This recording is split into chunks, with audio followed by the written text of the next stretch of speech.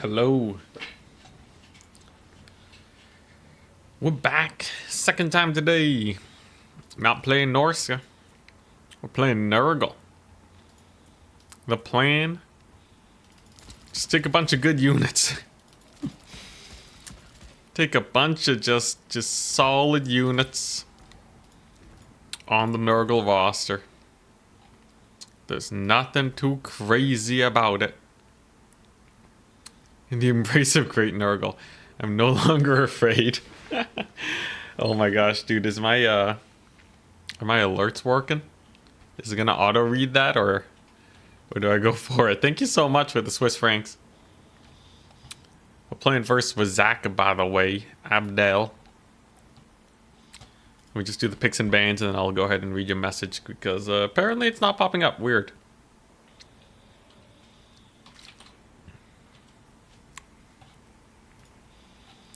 Okay, so their first ban. You still exist? Thank you.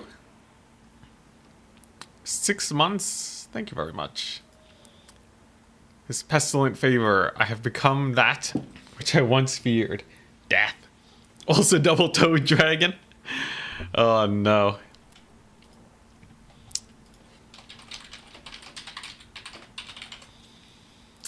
Can you even take double-toed dragon? Let me see. You can only take one. I'm sorry. I'm sorry. But yeah, today should be pretty chill. Changeling in every game challenge. It would just be like the Sisters of Twilight most of the time. What the map is Siege of Salernum? Crazy sauce.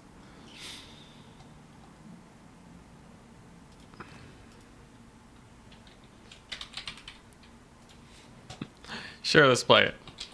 Let's play Siege. This one's a wild map. Absolutely wild, but we love to mix it up a bit.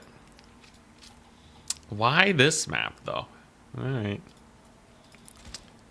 Okay, so we got Beastmen. We're playing Nurgle. Oh, different changeling each time? Maybe. Oh boy, he's already ready. Now this map does have a very far point. It has a ultra distant point. So you do have to be a little, just a wee bit careful about that. I basically have to hunker down on 2 points, and that's it. Nothing else. If I'm playing versus Beastmen, I guess this is an okay loadout. Man, dude, Nurgle Lords is so expensive. They're so expensive. What is this even? Holy smokes. It's like 1,500 for a basic caster. They don't even got AP. You take them on a Rot Beast. Now they have AP. This is like... You're paying Archaon levels of money for a non-Archaon Lord. Are there any other options? Please tell me we have other options. Okay. Nurgle Caster Hero. Significantly cheaper. Much better. Okay. Sure, let's try that then. All toad units. Against Beastmen, a Toad Dragon is actually not the worst. I may consider that. What else do I want? Yeah, probably some of this. So your Nurgle ability spread properly now. That's pretty cool. I imagine that will be quite impactful this day.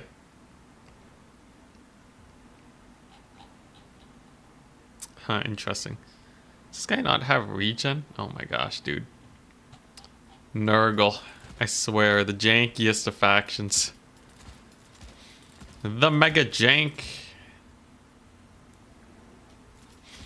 Maybe Toad Dragon for later.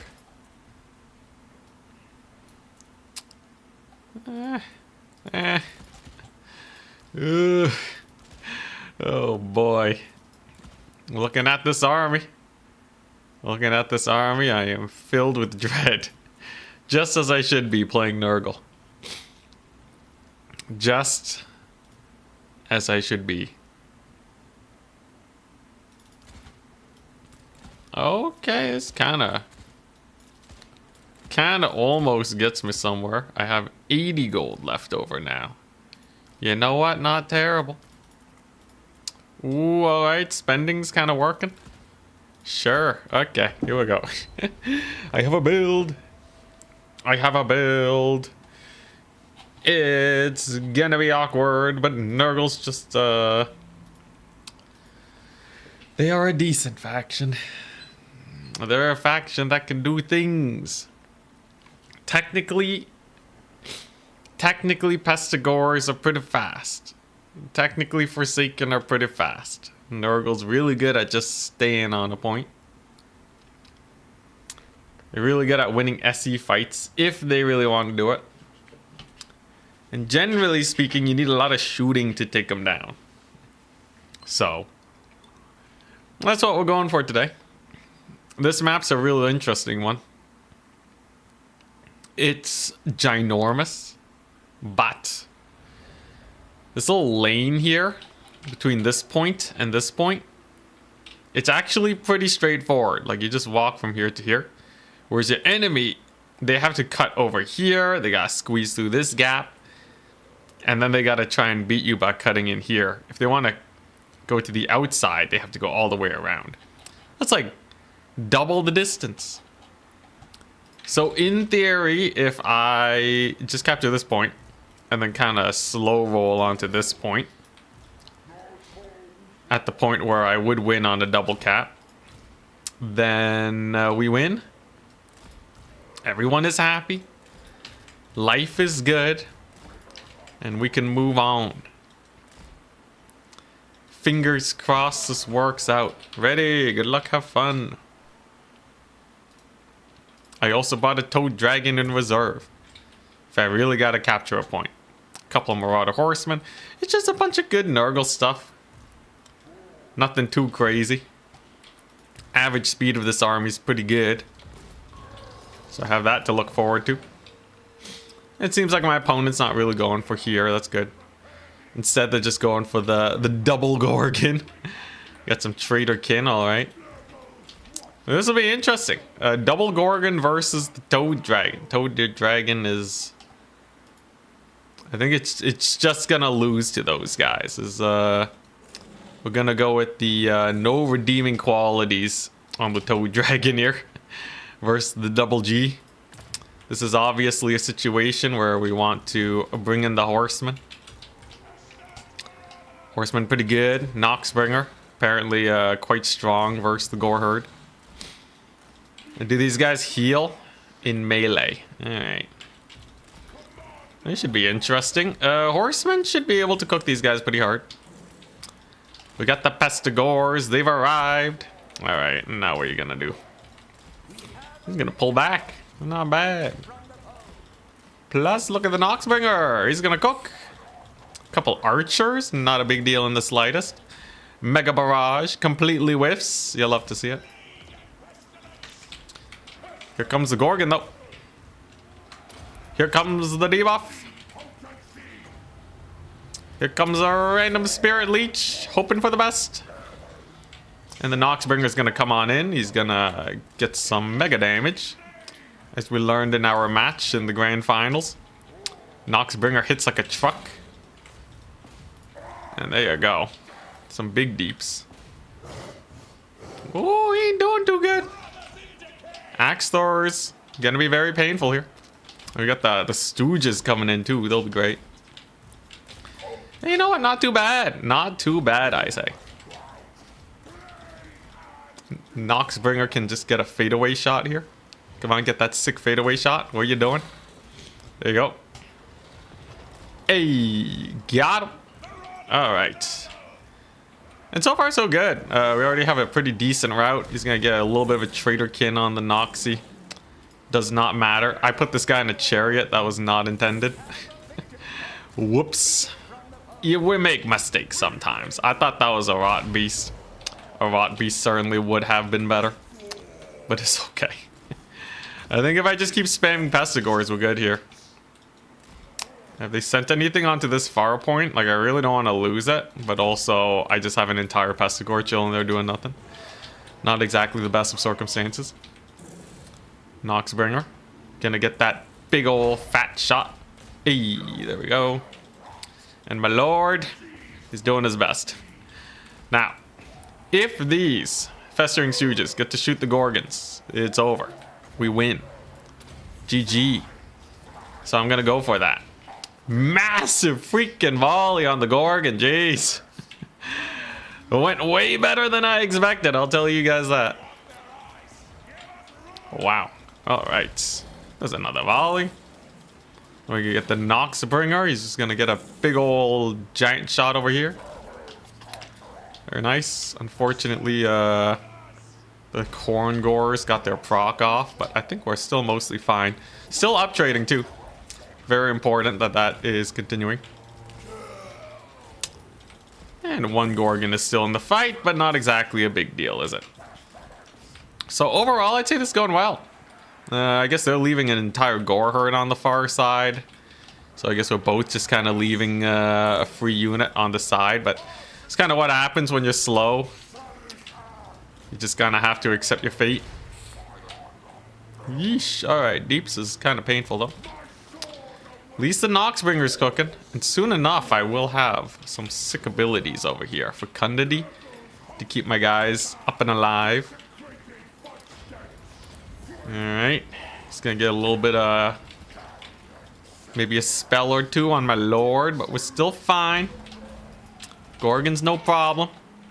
And you know what? Maybe I do take the Toad Dragon now. I have a lot of money, kind of sitting around doing nothing. Whoa. He's really focusing my lord, isn't he? Where's my caster at? Okay, lord's gonna have to book it. He does not like the Archer Focus Fire. Yeesh. Okay, he's fine, he's fine. Toad Dragons arrived, hell yeah.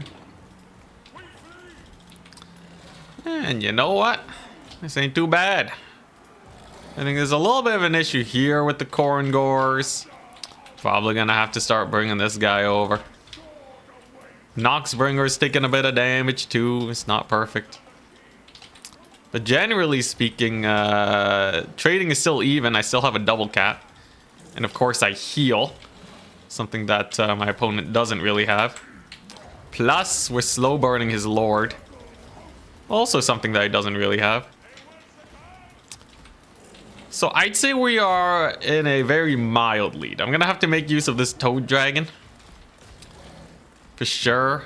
If I want to get anywhere with this. He's actually starting to get a very small lead here. Gonna get that breath attack. It's gonna whiff. Oh, there we go. Okay, second part of it actually hit okay. Not bad, not bad. And then are they gonna go over here? I think they've mostly been summoning for this point, so I think we're still doing good. They finally left this point open. I can contest that with some Nurglings. And then the big fight. Does the Toad Dragon defeat a Gorgon? Gorgon is slightly injured. This one's very injured. So my guess is gonna be a yes. It's gonna be a yes maybe. We're gonna get that sick heal on all these guys. Very nice. Dude, look at the Toad Dragon. He's out for blood. We gotta reel him back in just a smidge. Is that Traderkin? Gets a Traderkin, kind of whiffs it though. Helps us out a lot. And so far I'd say we're Nurgle. We're Nurgle him pretty hard. I haven't seen any summons on the far side. On such a giant map too. This is not a very good situation for the Beastmen. Typically you would expect this to be pretty favored. But I think we're doing quite well for ourselves here. Get him, Toad Dragon. Beat him up. Ouch. Jeez. Alright. Gorgon's kind of painful, but look at this. We're gonna pounce on.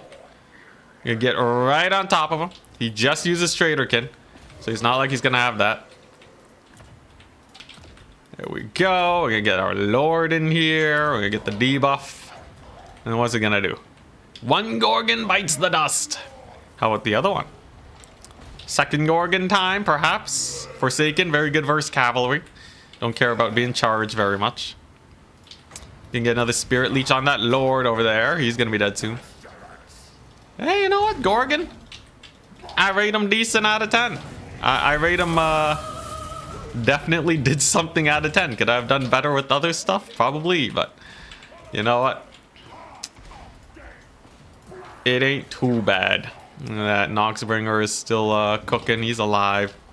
Lord just has to take a quick nap. He'll be okay, I'm sure. And then Festering Stooges are doing well. Kind of don't really like how this is panning out. Okay, his Lord will definitely die to one more Spirit Leech. So that's good. And we got the far capture point. So, yeah, we did it. Is it very sketchy, the entire process here? Definitely. My Lord is running for the hills. No idea when he'll be back. But I guess a win's a win. Is this a feel-good win? Is this like, man, I can't wait to play Nurgle again kind of win? Or is this, you know... Is this, yeah, we technically won. But maybe it's only because my opponent went for 2 Gorgons.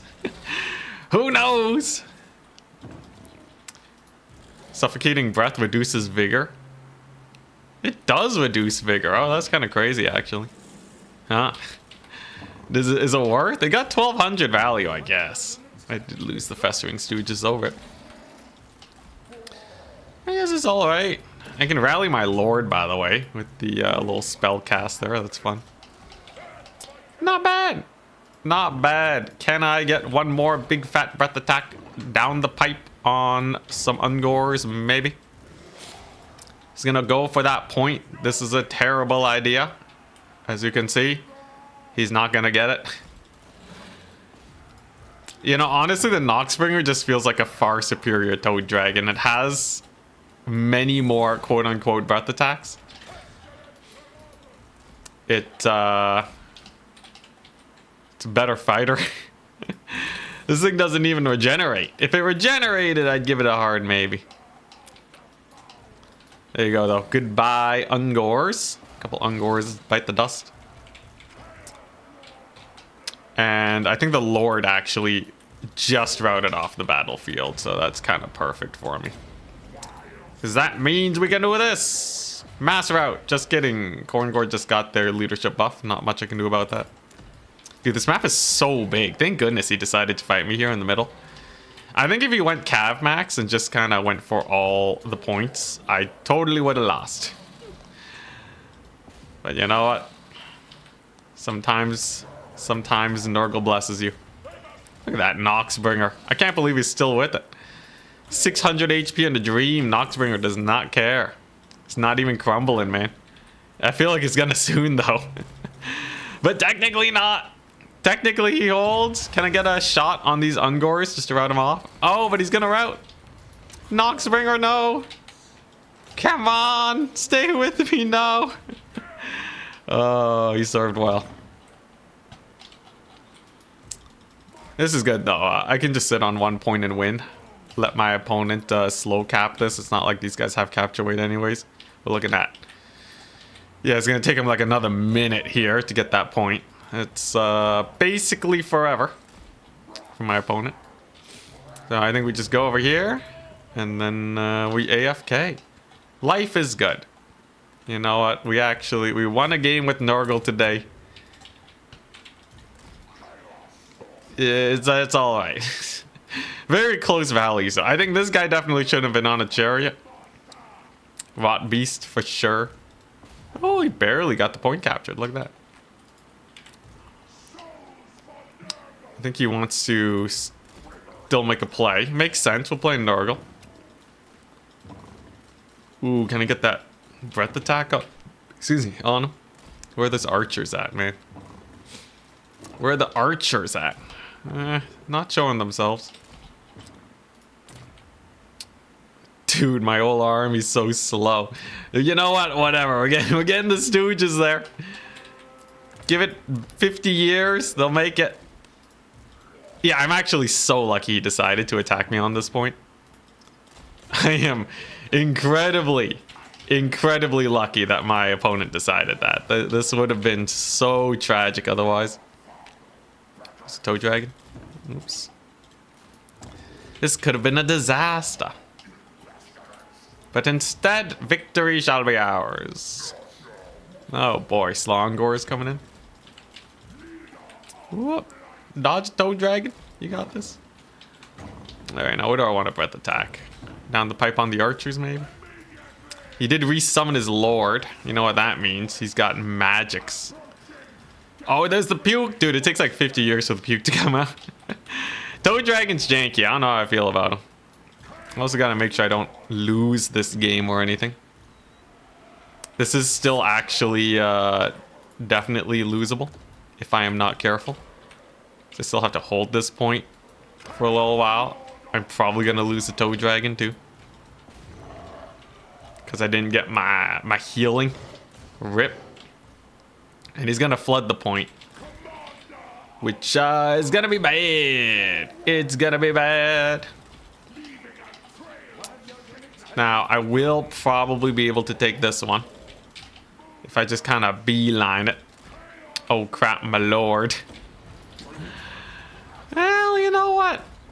Unnecessarily risky is how I would describe this game. We're still gonna win it, thankfully, because these guys lived. So they're gonna clutch it out over here. But I'm probably gonna lose my lord. Whoopsie-doopsies. Maybe. And then I'm gonna need to get this point back. Now, I do have a unit of Nurglings, and I do have some capture weight. Plus the Stooges, they can definitely get this. I just have to walk on the point. It'll take them 50 years to make the transition. This is a very slow transition. Oh crap, I still have my horsemen here this whole time. Jeez. Alright, here we go. Get them, boys! I can't believe it. If I lose this... Oh, thank goodness my lord comes back. Wow, okay. Alright, we're gonna distract his summons by going over here with all my dudes. And then all will be well. Couple Ungors, not a problem. Not a problem in the slightest. There you go, look, they're all back. We're fine. Alright. I have plan B, it's okay. It's okay. We'll be all over that point soon enough. He's gonna try and slow me down, but you can see great Nurgle capture weight is too much for him. And even while relaxing a little bit, we're still gonna get that win. As you can see, the Stooges, they have a mighty 7 capture weight. That is rather insane. And he's barely not gonna make it to the point in time. So victory is ours for Nurgle. Unnecessarily risky? Absolutely. A victory? Absolutely. GG. Great success. You gotta make your audience sweat a little bit, right? For the content. Just a tiny bit of sweat. Does the toad dragon have multiple high AP projectiles? Yeah, but like it doesn't... In practice, it doesn't really do much. You can kind of dodge it with SEs too. Like if you sit there and take the max brunt of it, maybe you take some deeps, but toad dragon's real jank. Archer's got a lot of value, but overall not bad. Not bad. Nurgle versus Beastmen win rate has been increased. Give the people what they want, Kugan. I can't meme with Nurgle that hard. I only have so many units that actually uptrade. This guy did well though. Look at that, 2,100. That's pretty sick. Yeah, the caster is quite cheap. You can take a decently, yeah, you can take a pretty strong fighty lord if you do it like this. Okay, my toad dragon obligations are done though. No more, please. And then, oh, let's go! I can't believe it. It actually spends properly. So yeah, I can use this guy to just spirit leech lords and get a ton of value there. The deadly man. I can't meme with Nurgle. Why is the stream stuck on 720p on Twitch? Because Twitch is dumb and sometimes it throttles my thingamajig if my bitrate's not just right for Twitch. There's unfortunately not much I can do about that unless I get like super partnered up with Twitch and get into their good graces. Kugath? Yeah, Kugath with spells is stupid expensive. I don't know how I feel about the Kugath. But yeah, this is good. So you take this guy with just Rot or Die. Helps with the trading. You don't really need much else on him. You got your Chaos Sorcerer. Lots of good stuff. You can Spirit Leech spam, Doom of Darkness spam. You can take Buna. And then you got your... where's it at? And then for single entities, you can take Kaizek. So you take the Sword of Filth. Spreads to 5 targets, reduces melee defense. That just makes sure that you don't lose the SE game. I would say this is actually pretty solid. Actually, not too much to complain about. Do I need the Stooges? Probably not. Like, if I had to, you know, if I had to make a Nurgle build out of all their units that are just good, this is basically it. Yeah, this is basically... I might even just save this. Adjust it based on the situation, of course, but... yeah. It's not too bad. With this Survivor Cav maxing. I guess if I'm really worried about Cav, then you take Buna, right? We'll see how far we can go. I'm a little skeptical of how much work Nurgle can really get done. 3 more matches to go, alright.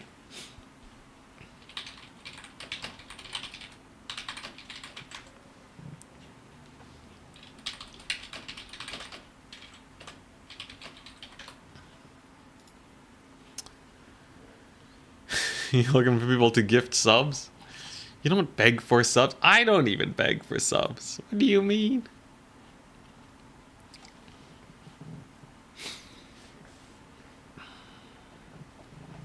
Did you put the guy on a Rot Beast though? This guy? Yeah, he's on a Rot Beast now. Thank goodness. Let me check the Toad Dragon missile attack, by the way. So you said it's multiple high damage. Bro, 29% AP. That's worse than an Empire Swordsman. If you get hit by all of the shots, like, there's not 10 of them, but even if you got hit by 10, it would do like less than 1,000 damage if you have any armor. What the crap? That's garbage. Herald of Nurgle on a Rotfly. Also, the Cultist is pretty good. Cultist is pretty cool. I like the idea of the Cultist.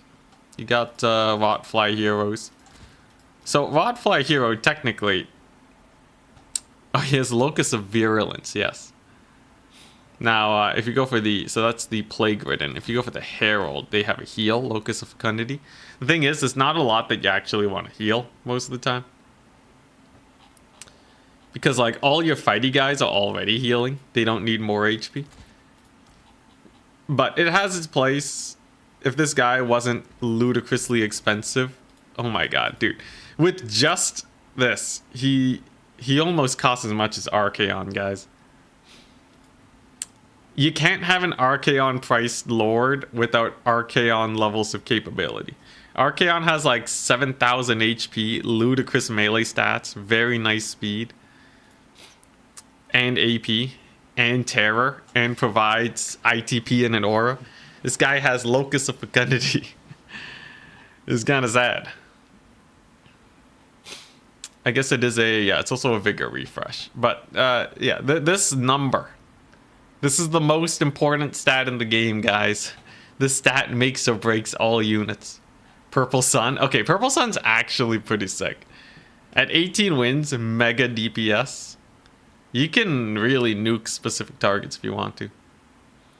Not everyone can be Archie, okay? The thing is, Archie's not even that crazy of a lord. He's good. in that he's like one of the only, expensive fighters. But like, let's compare Archaon to like a real lord, all right? You want a real lord? Take a look at this piece of work. Okay, not only do you have hyper effective healing magic, you got a flyer, insanity mass, crazy stat line, option to take Tempest, which just wins in like many matchups where they can take flying, and then just delete the cavalry in my local area button on cooldown, 100% AP. Yeah, nah, man. The plague ridden with the heal, he got 500 gold. There's a 500 gold difference. So would you really say that you would rather have this dude with the fecundity and a marauder great weapon, or would you rather have Altharion? Oh, it's not even close. It's an absolute massacre. Update the win-loss, thank you. Sure, you can hit infinite numbers of units. So if you Mega Death Blob, then you get like a 10% heal.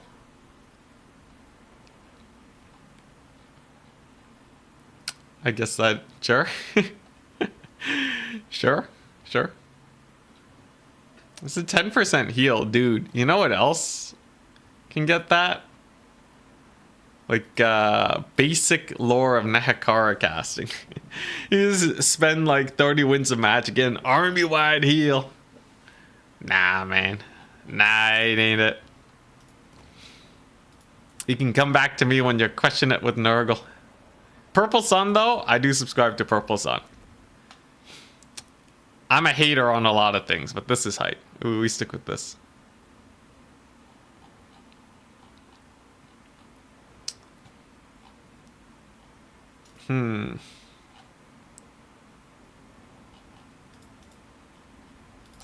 What else do I want?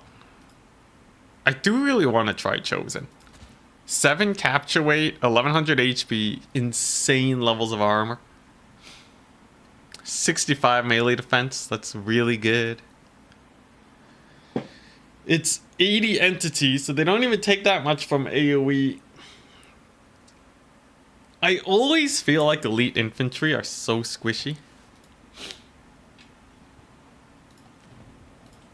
Oh, hey. Next round started. Hell yeah.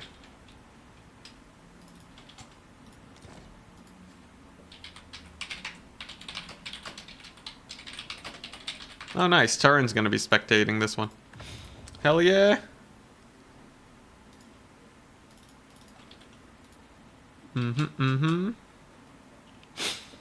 Very nice. I'm Nurgle.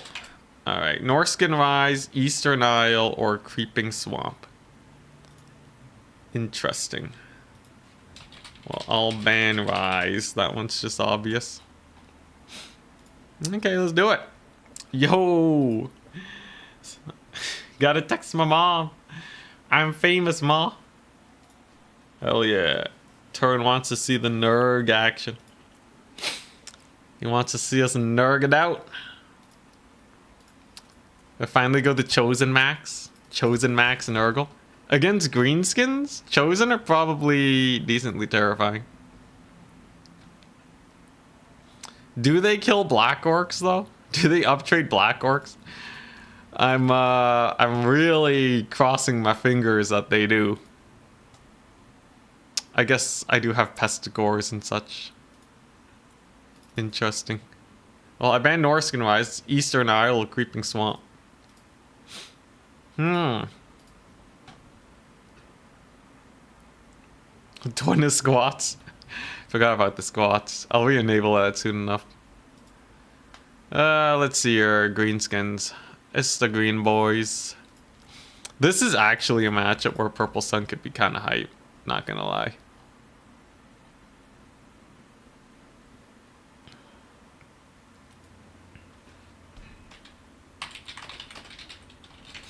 My opponent's not picking the map.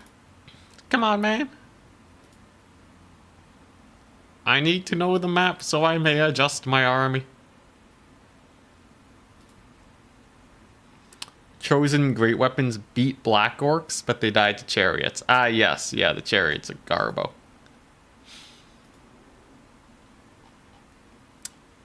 It's true. I did win this matchup. Do I take the counter giant? The bilious Thunderguff? Dare I?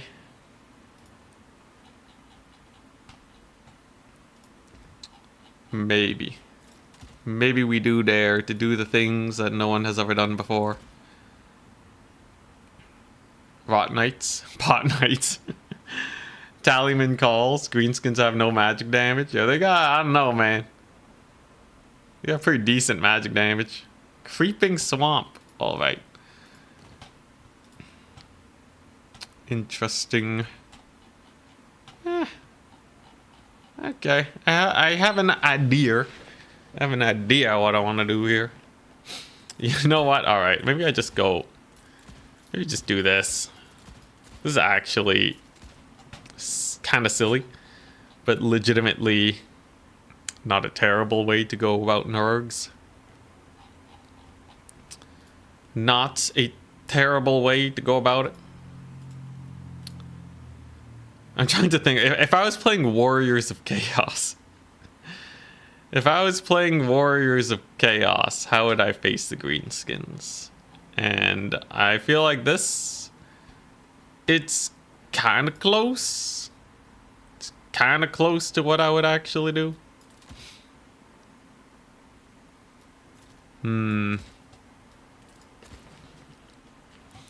It's kind of close, but it's not a beautiful build by any means.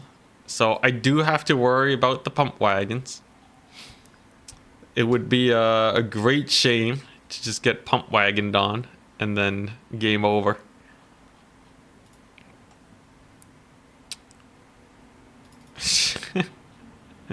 Is this really the build? Is this really what I'm gonna do? This feels silly. It feels silly. Oh, jeez. Does not feel good at all.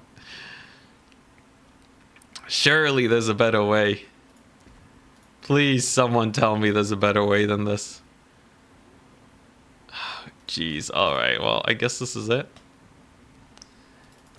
It's, jank levels are high. I'll let you know. Jank levels are quite high. But it'd probably get me there. It'd beat Adler's Greenskins. I think there's a decent amount of work this can do. It definitely plays to my strengths, not Nurgle's strengths. But there's a few win cons. No Tallyman. Me the Dangler. I'm still feeling my way around the Nurgle meta. Instead, I'm just gonna do a chill little thingamajig. I'm just gonna go kite. We're guiding with Nurgle. 7 units is kind of low. Alright, we might actually just win this from the get-go if my opponent doesn't have a good enough build. Alright, ready. Good luck, have fun. Alright, so this is actually full kite though, which I think is a little bit more interesting. We'll summon in the infantry later on. I got my rotting riders too. But Greenskins tend to be pretty slow. This is a wide open map. And yeah, he went for the giant. Alright. So I'm basically playing my Greenskin build versus what is the equivalent of the Nurgle build. It's going to be 5 Blorks. Alright, so by all measures, my opponent should be dead. Strategically, they are dead. Practically, I have no idea. Practically speaking, they could be in a wonderful position.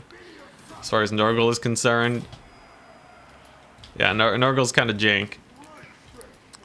So we're going to turn off fire at will on the horsemen to get perfect shots on them. We're going to bring in the plague drones. You get the Noxbringer in here, and it's just keeping that ammunition efficiency going. You see the giant. He's going to dodge, so I might as well just attack the Crimson Killers. Okay, a little bit of overkill on my guys. You know what? Let's just turn fire at will on. As long as it's shooting something, I think I'm happy. Alright, and then how quickly do these guys kill Grimgore? I wonder. And can it dodge the Noxbringer shot? Looks like Grimgore is actually holding out fairly decently. Surprise, surprise. But here's the thing. I will have just a whack load of Pestigores to contest the capture weight. I do have a glorious Purple Sun if I really want to. Get a lot of work done with that. And if I micro the Noxbringer to bully the Mangy Marauders, I think I have basically everything I could want here.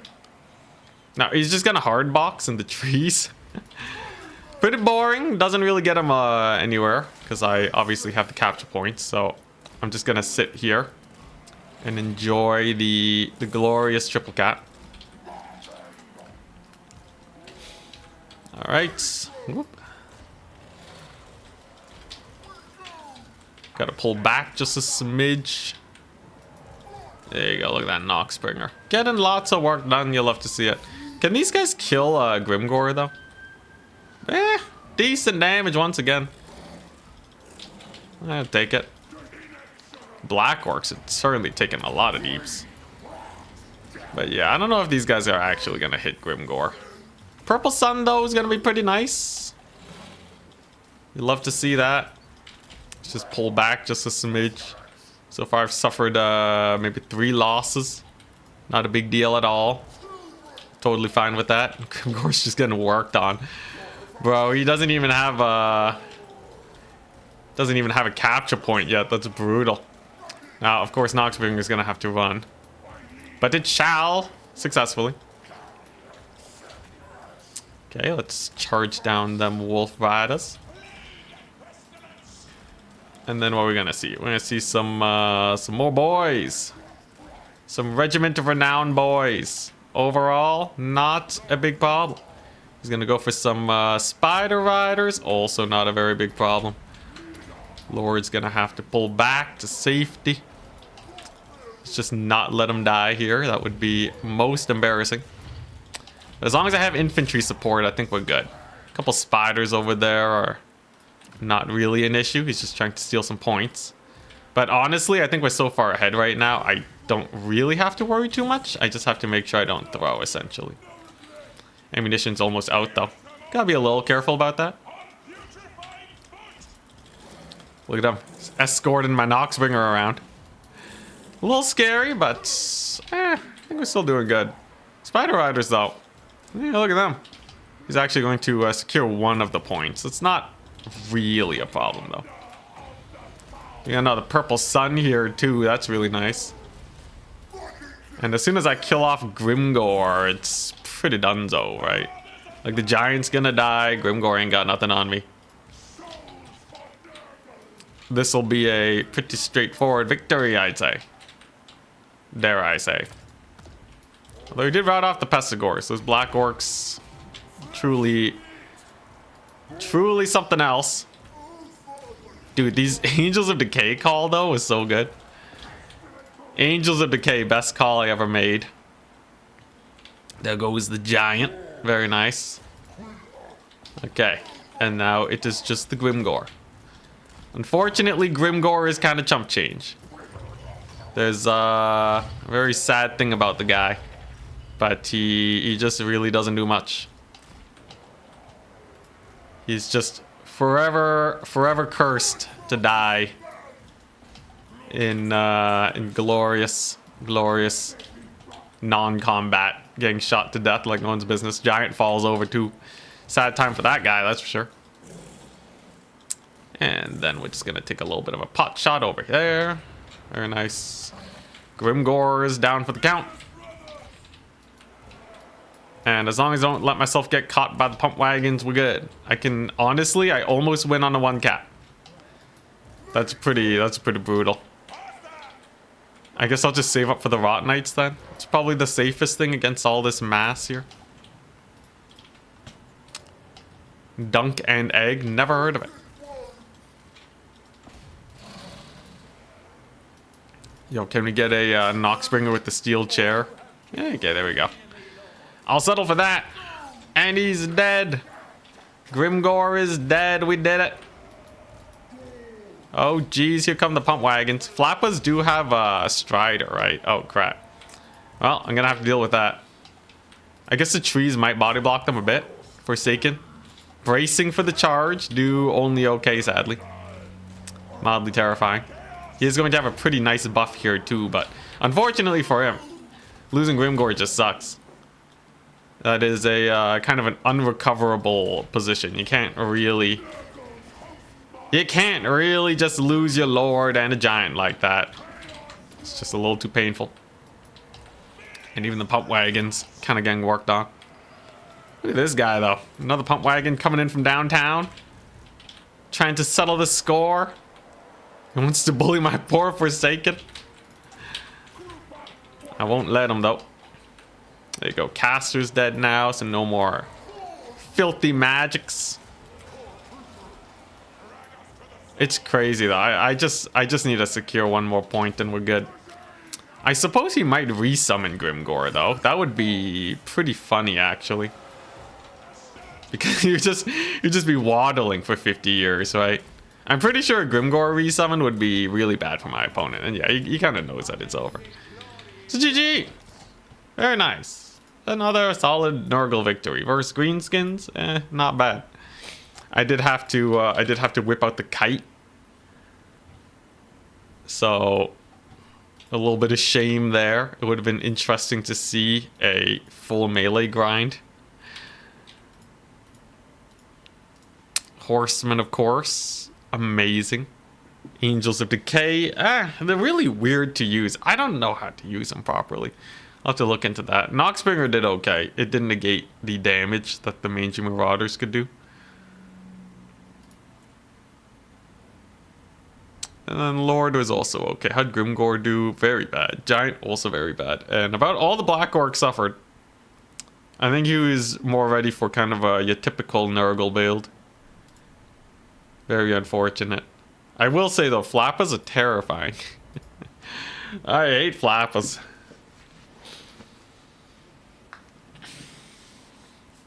At least when I'm playing such an infantry heavy faction here.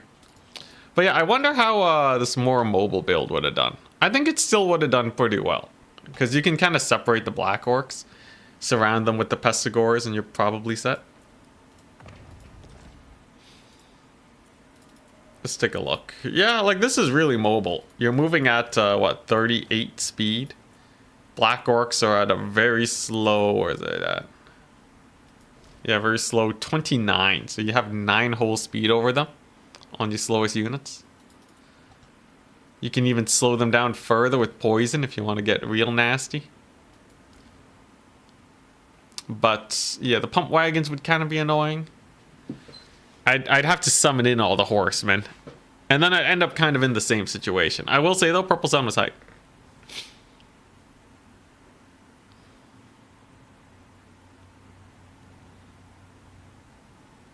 Solid haircut, thank you. You don't look a day over 25? Dang.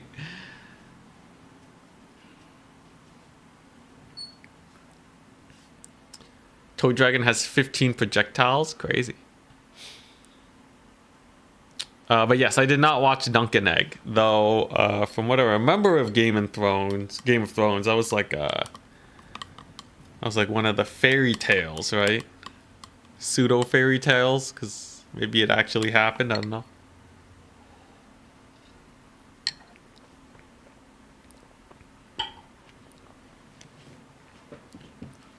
Grimgore, yeah, he's been a joke. About all foot characters get bullied. If Grimgore was literally free, people might not take him all the time. That's how bad he is.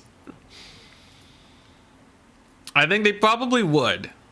I think if Grimgore was actually just straight up free, that would probably hit the point where he's worth it. But in some matchups, you actually want like the Rampage and the net so bad that Grimgore would not be a guaranteed pick, even at 0 gold. Maybe I'm completely wrong. I tend to overstate some things. But Greenskin Lords can be super important, like Grom the Paunch, right? You want that ITP aura. He's mobile, he's fast. He's everything that Greenskins wants to be. New player here. How could I jump on to tournaments? Well, if you go to the link in the description, you can find the website. And you just sign up. You just sign up and then you can, you can play games. It's that simple. I will also be hosting a Discord tournament tomorrow, 1 p.m. EST. Those ones, you don't even need to go to Torrent's Discord. You just go to my Discord, message my bot, and it will set you up for games. It's great.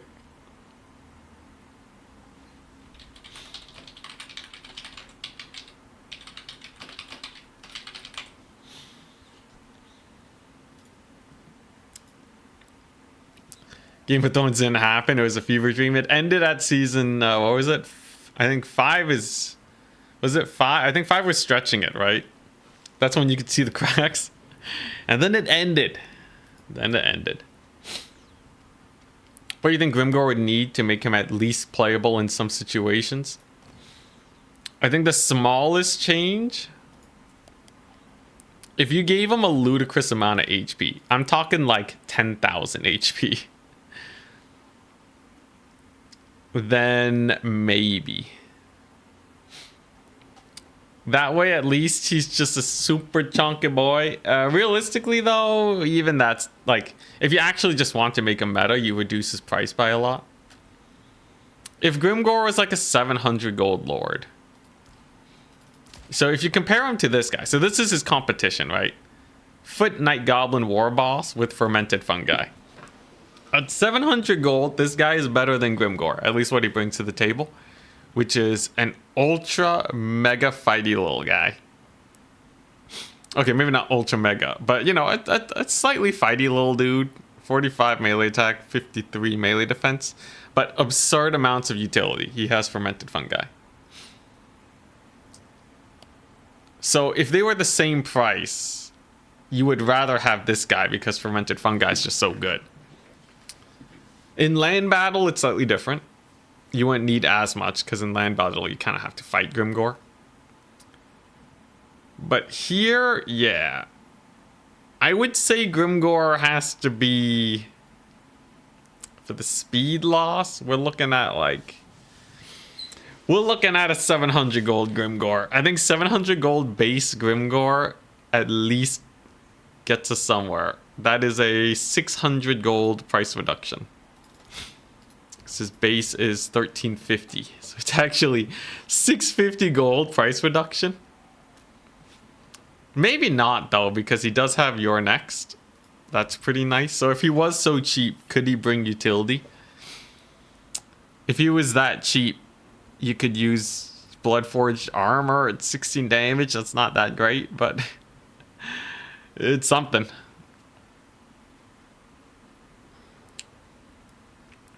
If you just look at that game that we just played though, my opponent would have lost even if he was free. And had all his abilities for free, right? I'm pretty sure he would have lost regardless. Because he just brings so little. Is that true though? I think it's true. I guess he would save some money though. He would have more cavalry or something. If he had a mount option, that would fix him. Yeah, but that's like the most boring fix in the world. Like, if you give anyone a mount option, that'll fix them, because you're just turning them into a different unit. I think what we really want is that Footlord hyper-dualist power fantasy. We're really missing out on that as of late. We just don't have it. Is there a Footlord that sees play? I think it is Sigvald. Sigvald is the only one that... Oh, technically the Mask. But the Mask is cheating because they're actually, like... they're faster than Lizardmen Cavalry base. They're actually cavalry speed with buffs.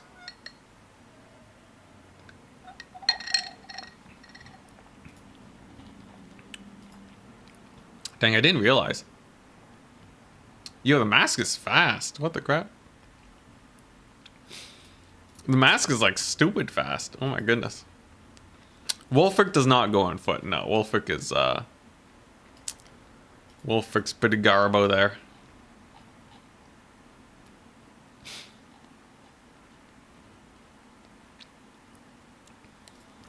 But yeah, I guess Sigvald is like the only OG Foot Lord. But you don't see him that much in Domination. He's not exactly popular. Technically, Skaven Lords will be on foot. Charx has unironically brought Deathmaster Snickich because he has a really good net. He's also 54 speed. What if he just made Grimgor 70 speed like the mask? You know, I don't think it's that unbelievable to just make Foot Lords a little bit faster. Would that break things? Would that break your immersion? So like, okay, what if Ungrim Iron Fist got double the speed if a terror-causing unit was nearby?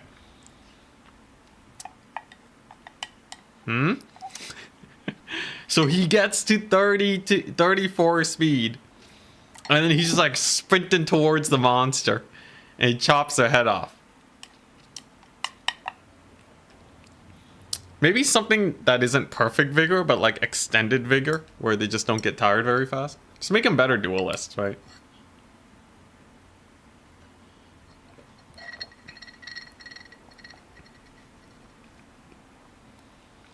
I think Turin mentioned having a bonus versus characters. That would be pretty cool. But yeah, like giving Foot Lords 10 more speed to fit their more legendary status would be a huge bonus for them. Like Ungrim at 42 speed is not going to break the game. Grimgor at 48 speed is not going to break the game, right? The models are bigger than normal infantry anyways in game. So why should they be the same speed, right? And then for faster characters, you don't really have to touch your speed, right? Like, you know, the mask doesn't need a speed amp. I think that makes sense. What if Grimgor had like 700 AP weapon strength and invincibility like Valkia? Since his whole thing is he kills and doesn't easily die. Yeah. But he still doesn't bring a lot to the table. Like making him ultra tanky is still pretty cool. Ultra tanky, relatively cheap, and you kind of fall into White King territory. So White Kings are heroes that you see played pretty often. So White Kings have Scab Scrath, but even without Scab Scrath, it's a 600 gold, basically indestructible character. That is really good.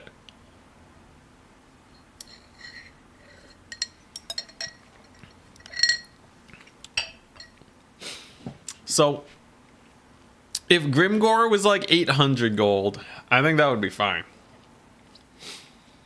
Why do vampire counts get such a good foot character? This is insane.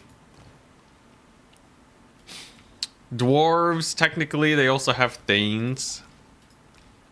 Thanes are also really cheap, 550, also quite indestructible. But the Dwarven playstyle is not the same as vampire counts. Vlad, the Chad, good foot lord. Unfortunately not. Dude, nobody runs Vlad. Because then you tie your magic to him. It's also expensive. Base Vlad is 1200, bro. Kind of crazy that base Grimgor is more expensive than base Vlad. Really? Vlad causes terror. And he still doesn't see play. Okay, yeah, Grimgor needs to be way cheaper. I have recommended to CA to buff up all the unused lords. But for whatever reason, I don't think they're interested or paying attention.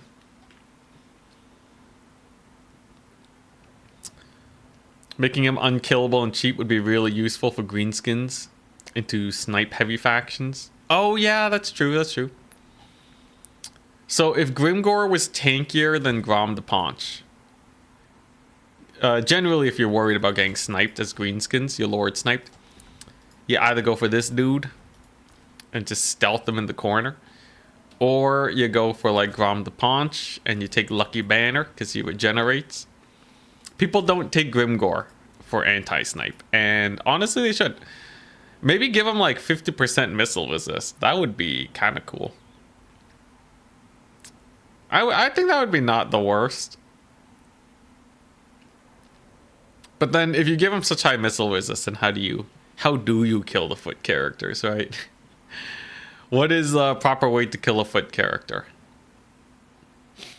Because technically, like right now, the counters to get shot. So if you make, I guess, you know, they're really expensive. So you can kill the rest of their army. Kind of like how you usually beat foot characters. You just ignore them. So you can kind of do that with Grimgore.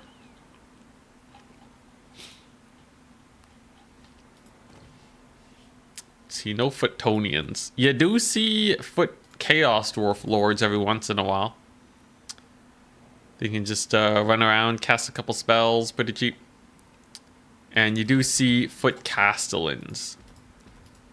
So here's another thing, right? Foot Castellans. Why do you see them? Because they're cheap. 750, lots of range, lots of damage. They will have battlefield presence and good capture weight. Village does not have a mount unless you count Village or his brother. But no one runs Village. The Changeling is technically on foot, but you transform him into more mobile stuff. People don't typically change Changeling into like foot characters. But yeah, the general rule of thumb is to be cheap and to have battlefield presence. Either through speed or abilities.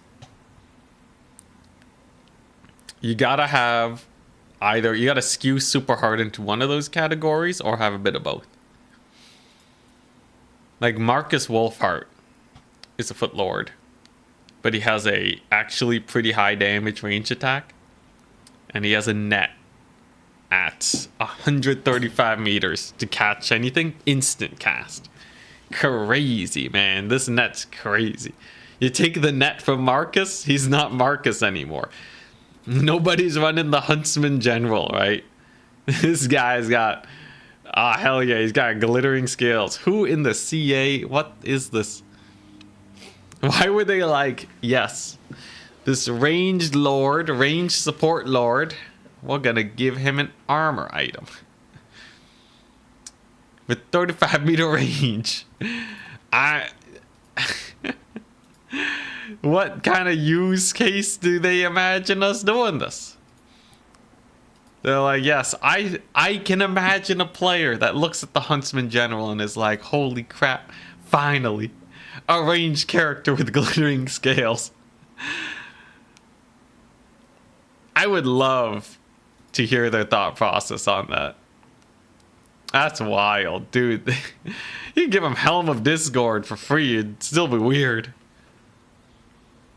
How would you approach an Empire War Wagon build as Zinch? Probably die, but if I had to skew and I knew it was gonna come, you have two approaches.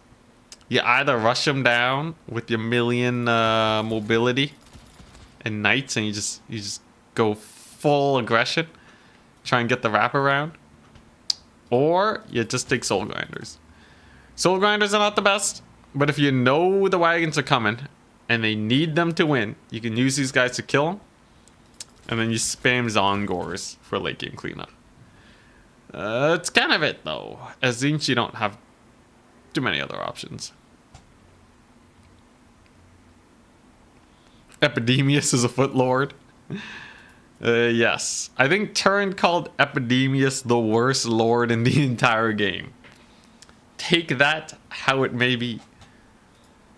Hey, next round started. Hell yeah. Adam TM again.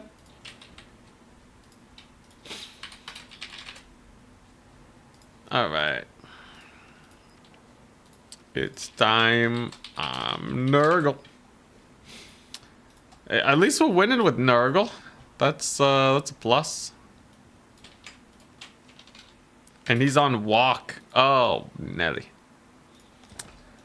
Okay, alright. So, Warriors of Chaos. They got Hell Cannons, they got Horsemen. I think 6 Horsemen can get a whack load of work done against Nurgle.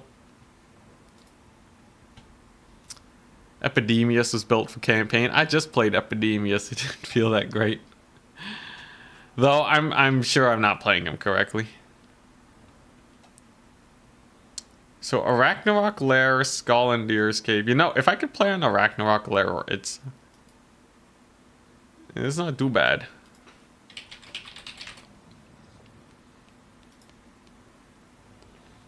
Please try hard. I need something to watch. I'll do my best to make it semis. Bane's Lair. Let's play. It's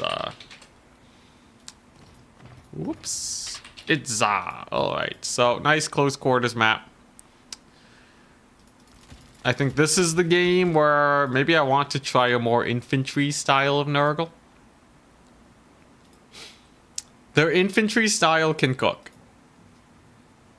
It can genuinely cook. Now, I gotta be wary of Hell Cannon shenanigans. You got the 6 Horsemen of the Apocalypse. Oh, boy. So, how do I want to do this? Honestly, I don't think... I just don't see Chosen working most of the time. Against someone who's ready for them, they just sit there and die, man. You really have to have everything working to defend them. It's either that, it is Itza. My one saving grace is that Itza's a very close quarters map. And it can kind of be hard to rush down Chosen. That's about it. But maybe that's enough.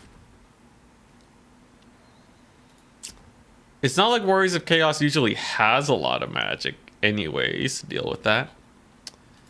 So maybe? Usually Chaos, if you bring that high deeps, it can work. It's not like they have crazy chariots either. Am I slowly convincing myself that we can make Chosen work here? Maybe. Epidemius set up for late game mega diseases. He's all campaign mechanic, no battle. I kind of like his physical resist increase aura. That's pretty cool. It is technically Nurgle strength, but Nurgle strength is countered so easily that you usually need the other things to punch through.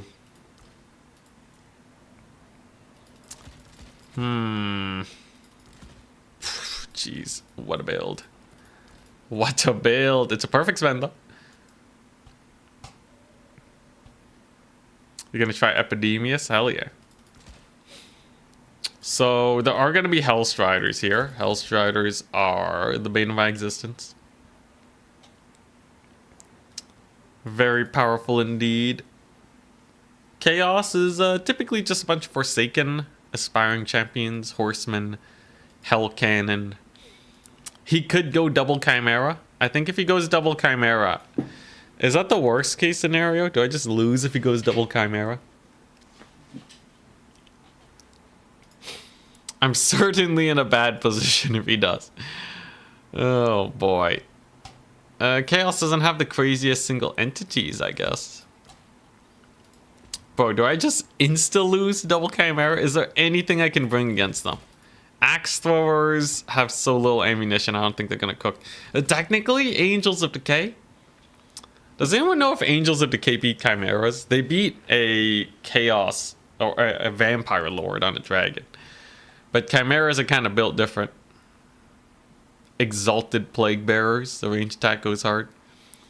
Yes, the Festering Stooges. We used them against the Blood Beasts. They actually did real well, I would say. Yeah, I guess double Chimera threat is a little too high. I straight up do not think I can... I don't think I can do this. What if I keep him in the trees? What if I hide away in the trees? And then just take tons of infantry and rush his face down? Is there any chance that that works? Maybe, actually. Maybe. Now, Warriors of Chaos, I do have Forsaken. Forsaken are pretty nasty. Hellstriders can be pretty nasty. Did you guys know that Plague Toads actually beat Hellstriders though in a 1v1? Plague Toads actually OP. Or at least I think they do. They should be able to route them. And they cost less too. It's insane. Alright. I have my janky build. I have my mega jank. Let's see what he brings, man. Let's just see it. Yeah, Chimera animations are crazy. Every new unit gets crazy animations. Although, I think we're just cherry picking. Never mind, my bad. Thought about the Merworm for a second. It looks cool. Does not have good attack animations.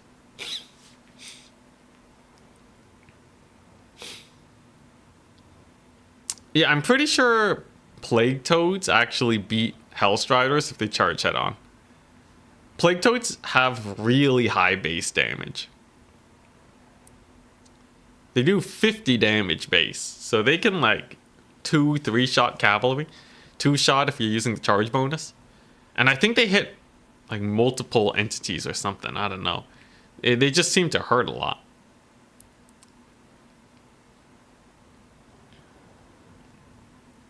Double Plague Ridden on Rotfly to beat the Chimeras. 6 strat. Bring out the Rotflies, time to lose fast. I think I have an okay strategy. A lot of people aren't super great with the Chimera play anyways. Do I have the right spells? Pretty sure I do. Okay, nice. Yeah, I think I have a strat.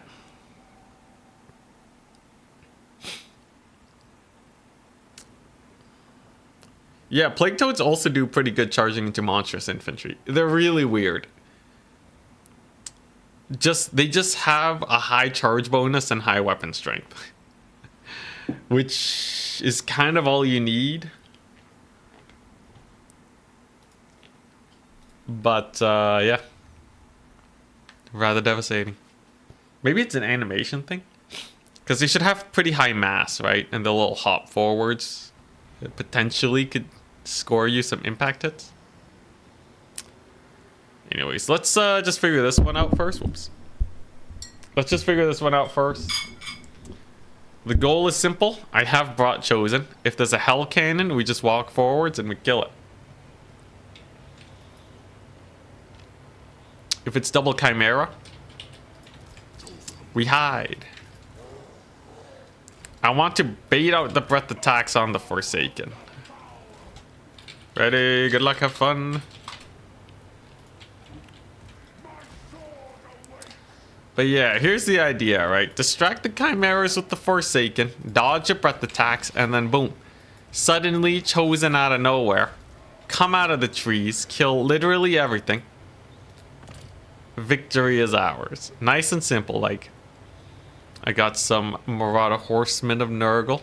Got some of them throwing axes. We can save ammunition on them. I think making them not fire at will is actually really important.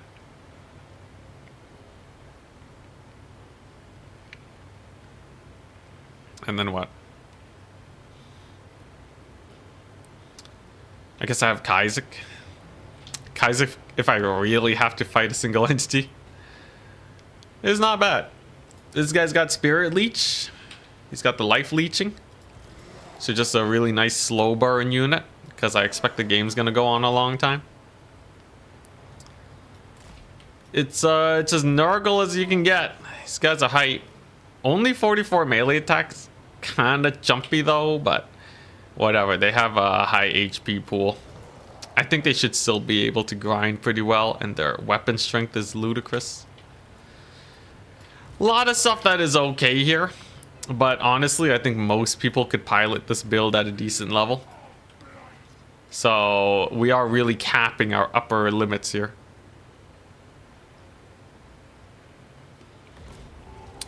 Okay, and we got the Horsemen. Chaos Warrior Halberds. We got a Sartorial, a Chimera. Alright.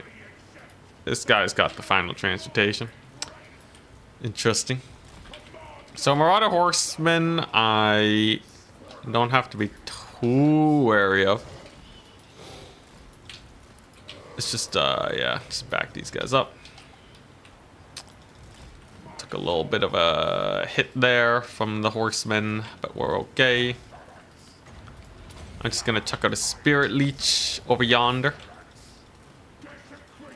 And I'm just gonna drain this ammunition. I just kind of want to drain everything before I deploy my chosen here.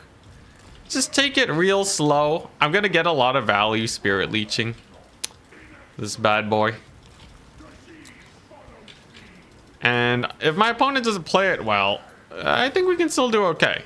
A lot of their value has to come from the horsemen getting damage. So if I kind of keep this dance up, life should actually be rather difficult for them. There you go.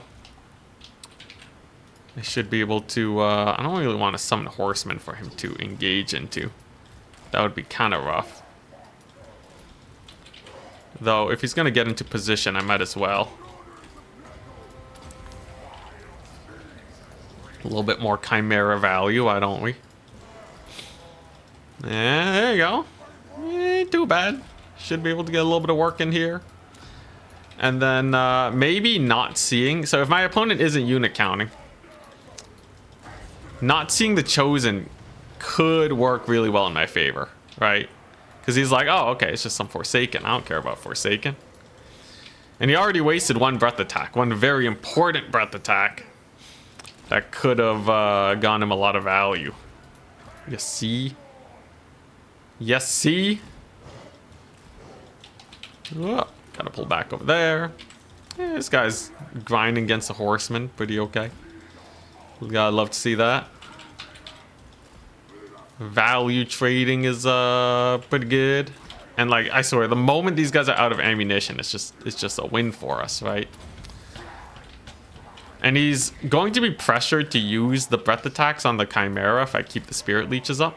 Because he's like, oh, I can't waste the value on the Chimera. He's got to get his breath attacks off. Oh, crap. Split up, bro. Jeez, that's the final transportation. It's okay, though. We'll live. So he just chucks out a raw final transportation on my caster. Also totally fine by me. This guy will eventually die to final transportations, but not before he's gotten a ton of value with the spirit leeches. And the overall damage here is pretty low, all things considered. I would say my opponent could potentially be throwing it.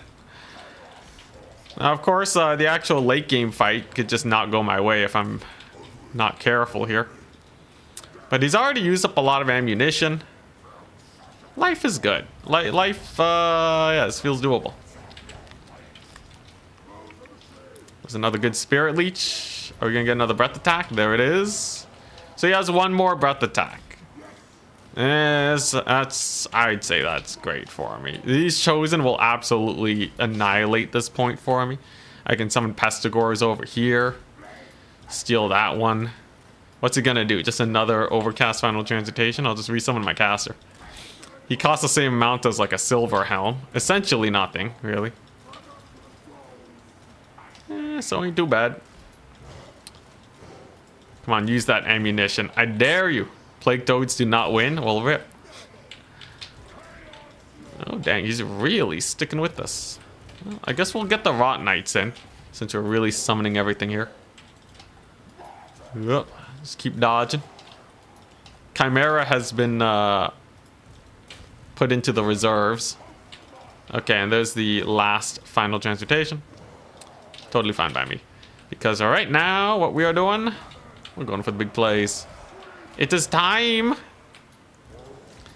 So we're not going to give up this point, that's for sure. Caster's going to die, that's okay. Because now he doesn't have final transmutation for this insanely big blob fight that we're about to get into here. And that's very bad for my opponent. That's very bad, isn't it? Horsemen are on the run too. They can't really fight the Forsaken. Now this might overextend them a little bit. Just have to be a smidge careful about them. Make sure they don't get caught up. Whoop. There's a little bit of a buff. All right. But yeah, the hope is the Chosen just absolutely crush it. Unfortunately, they are ultra stacked up right now. Definitely got to unstack them a bit. This is going my way, though. And the Forsaken are grinding into his Forsaken. I can get, yeah, Pestigore over here to kill these boys. And then the point should be mine very soon. But first things first, I gotta actually uptrade. That's the first plan of the day. Gotta make sure he doesn't steal the point or nothing. Because I think my opponent can win this if they play the ticket game correct. Oh, he might hold the point. Oh, it's so close. Oh, crap, I don't have these guys on it. Whoopsie daisies. Well, actually, my horsemen are about to run out of ammo anyways, so I might as well just commit them to the fight. Okay, Chosen do win the middle. That's nice. And over yonder here, I think we're doing okay. You know what? I think, yeah. I think we're just doing good, right? I have a lot of capture points.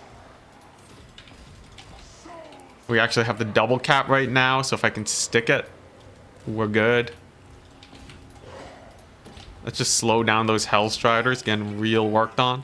And you can really feel the lack of Chimera juice.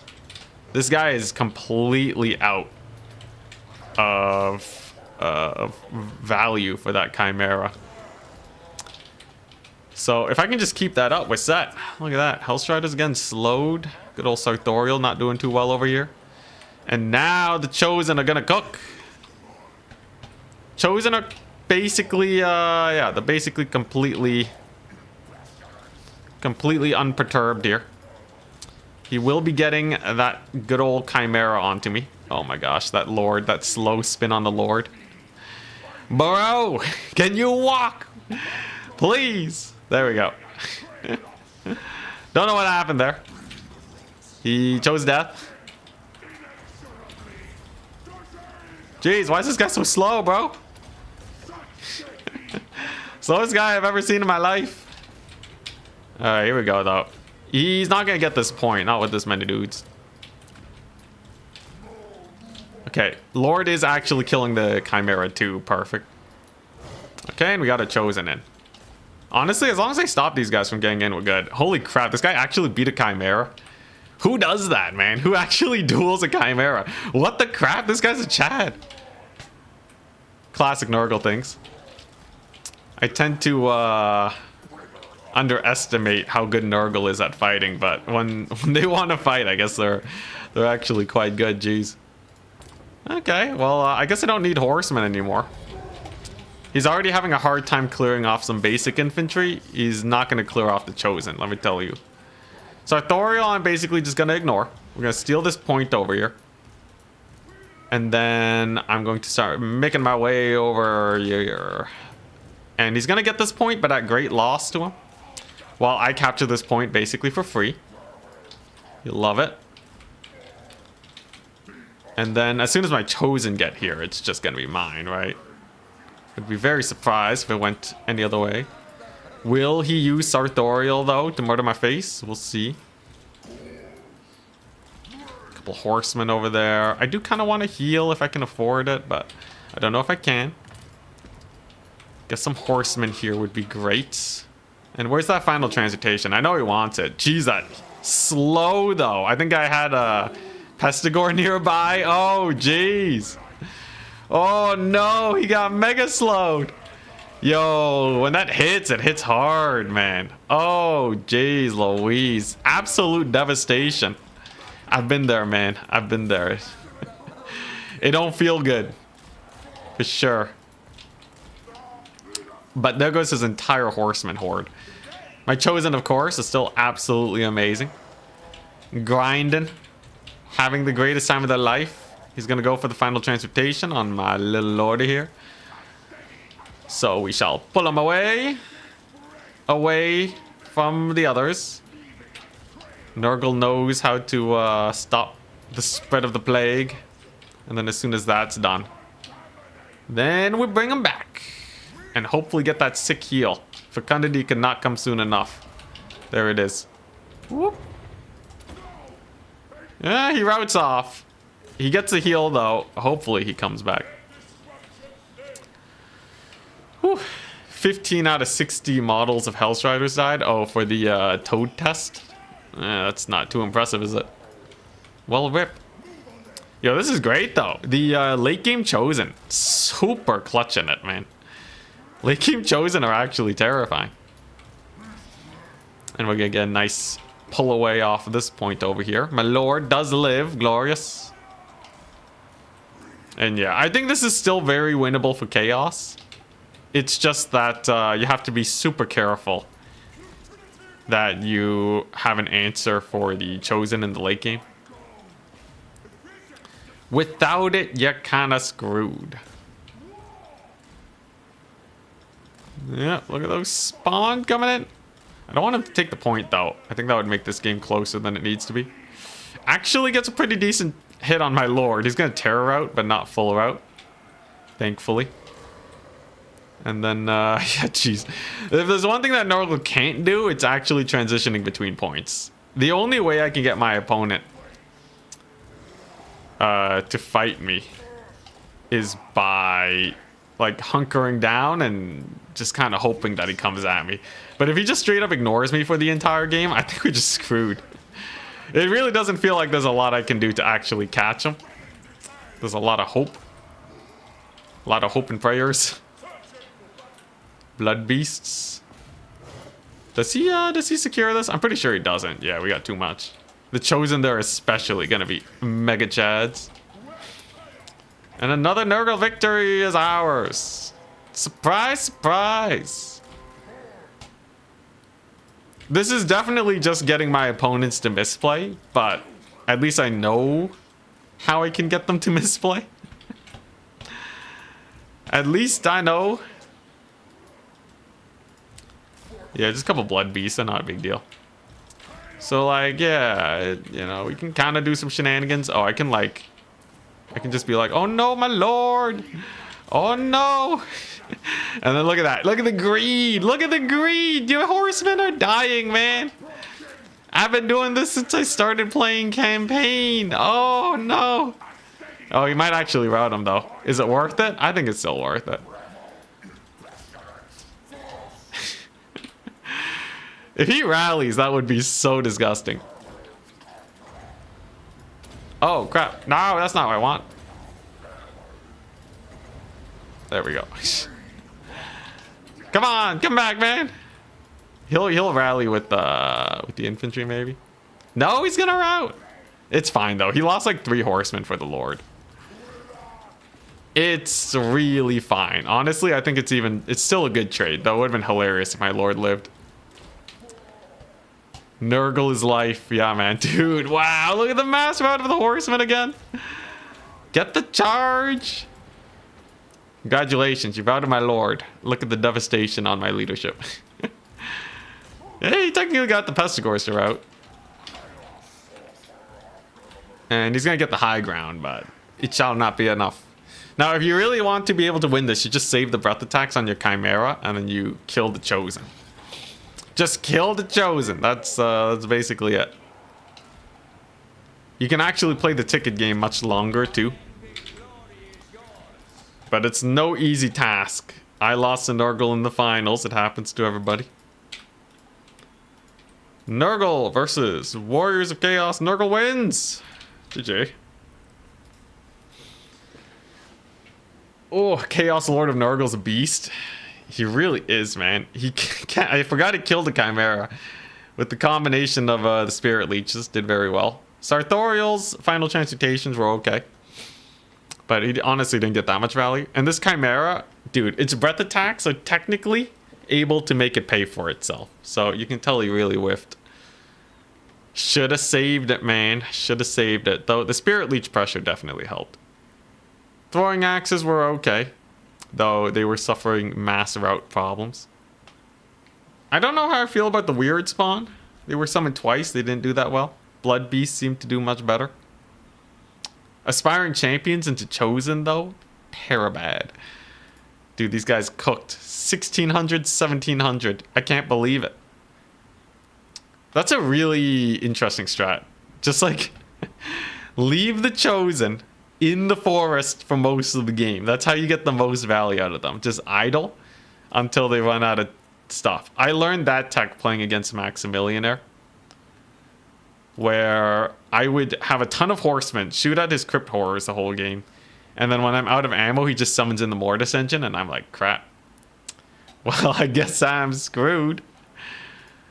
So I kind of knew, I kind of had a feeling that my opponent would do something similar. Honestly, did he even need to shoot with the horseman? He can literally have fire at will turned off, and then when I come out of the forest, he just ends me. Pestigores weren't even that good. He had the Forsaken to fight the Pestigores. Honestly, I don't know why he took Aspiring Champions. These guys don't trade into anything here. I think the only thing they can maybe fight is the Forsaken. But I would say, yeah, I would say Aspiring Champions are bad. If he took more Hellstriders and the like, I think he would have been better off. Interesting build.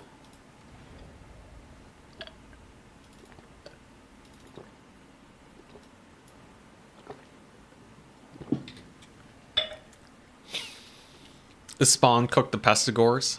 Did they? Did they, though? I guess if they cooked one Pestigore. Good fight, though. I even had a Chevron on one of the Chosen. Honestly, not a terrible performance. Literally, if you have to melee the Chosen, you're screwed. So he would need like a Hell Cannon or something.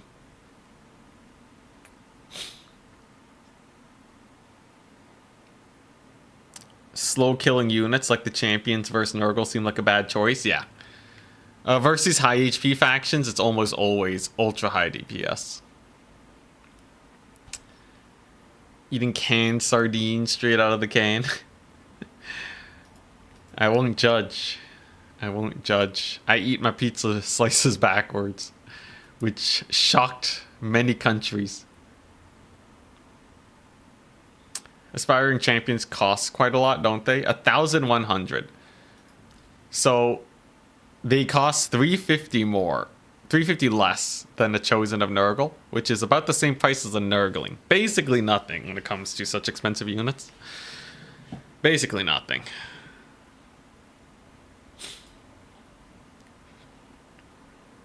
And these guys would just delete Chosen. Let's actually just do a quick stat comparison. Chosen have... Wow. Yeah, okay. Alright. They just have worse stats. These guys actually have the melee attack to hit Chosen or to hit Aspiring Champions quite regularly. Not to mention no armor piercing. And poison. So do even less damage. Jeez. Yeah, not the greatest. Less HP too. Makes Chosen of Nurgle seem insane. Truly though, if someone just saves the ammo for them, I'm screwed. Though there is some very funny stuff where instead of starting with them, you summon them in. Kind of a late game summon. They waddle onto the point and they will secure it. The problem, if you do that, it'll take the unit about 3 minutes to walk on the point and actually capture it. And in that time, they can summon whatever they want, man. If you summon a Chosen, they can wait till they have enough money to summon a Chimera and then breath attack it. So you're kind of just hoping they don't have any answers. Yeah, champions are just holding units. They're also quite good versus chaff. But yeah, they just hold the line.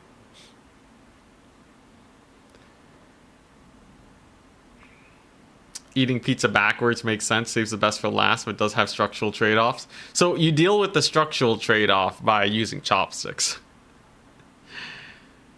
And also, I eat my pizza reheated in the microwave, so the bread will get really hard and dry. So you kind of have to eat it backwards, otherwise you end with like really dry bread. But like once you flip it around, use chopsticks, it lines up. It's like my builds, right? You just have to cook to a certain point, and then it just starts working. Insane plays, truly. Okay, one more match, and then we are in round number 4.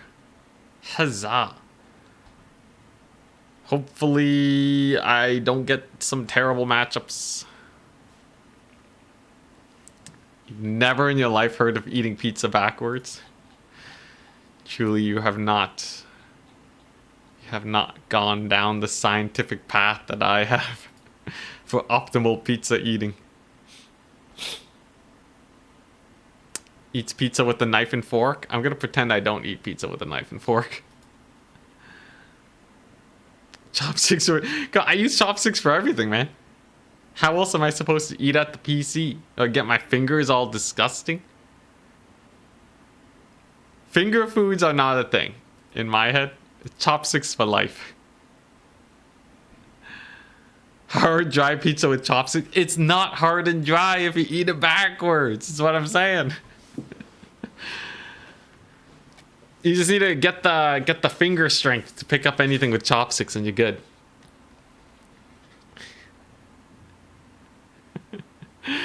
Man, every time I bring this up, it's like a new group of people have never heard of this before. I'm surprised. You should know. You should know this is just how I roll.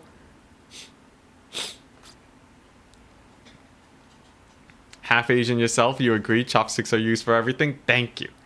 Thank you. Chopsticks are fingers that you use for food. It's perfect. Just make sure they're not like the metal chopsticks. Those things... Oh boy, those are slippery. I have never been able to make them work. I'm sure some people could.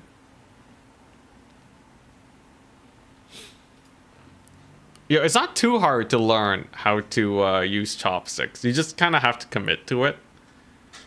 I tried it as an experiment where I would learn chopsticks on my left hand, and now I am decently proficient. I got some chopsticks here, but yeah. I don't have the strength, but I have the motion set, so I can do that left-handed, and I can do that right-handed, right? I think it took me on and off practice for like a few weeks. It's not too bad. It's much harder to learn languages. Although I'm sure if I applied the same process, but language learning is so much more annoying.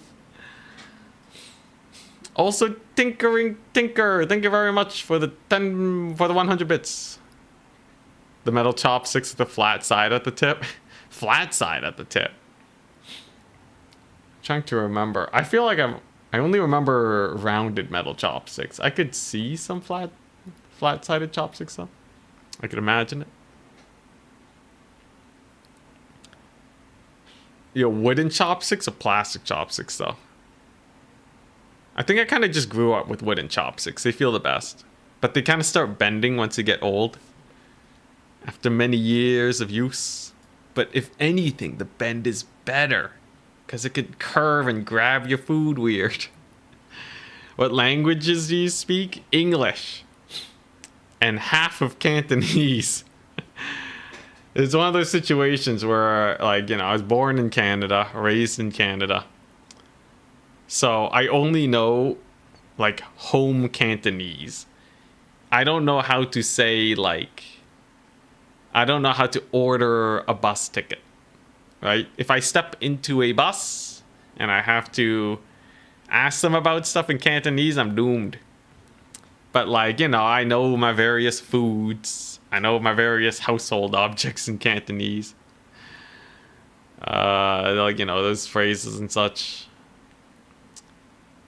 But I am mostly ethnically Vietnamese, and I don't know Vietnamese. Technically, I should know French to a grade 9 level. I don't know French. It's gone, man. It's over. Ain't a lick of French left in me. Metal chopsticks are goat? Really? You just don't know how to use them? Just like Furies with reflect damage spell? You had me at the first half. I don't believe you anymore. So dang, still waiting on one game to finish. Hitman Hippo and Captain Muffin. They just finished. Let's go. So if I win one of the next 2 games, I am guaranteed to make it to the semifinals. Huzzah. Gotta get some sick Nurgle play. It'll be amazing.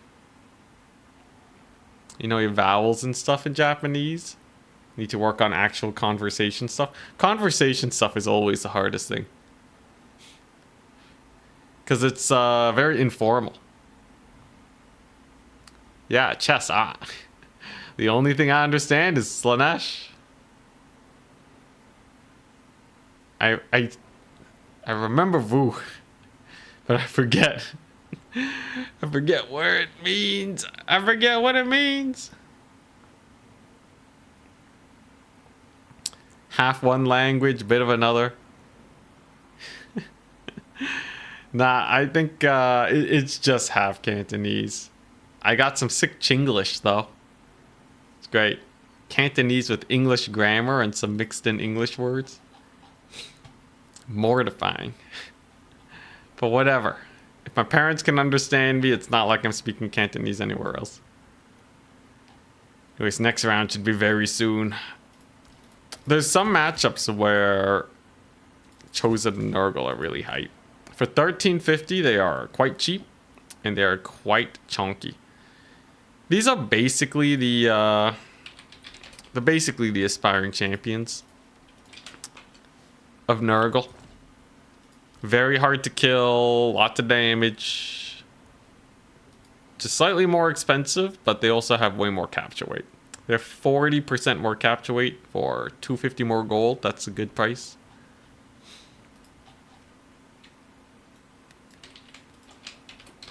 Nurgle, your first ban. Alright. Terracotta Graveyard, Borderlow Landing, Excavation Site. The Dowie. Oh boy. Alright. Interesting. Interesting. The Dwarves. I gotta face the Dwarves, people. You did the standard 10 years of French and never picked it up. I think that's most people. Here we go, round 4. So I'm up against Rowdy. I've had some pretty decent opponents, but none that I would say are truly terrifying. I think Blood Penguin is pretty scary. Scrambled Egg Special, Boss Toss, Maximilian, but they actually got... Or actually, wait. If I refresh... Let's take a look.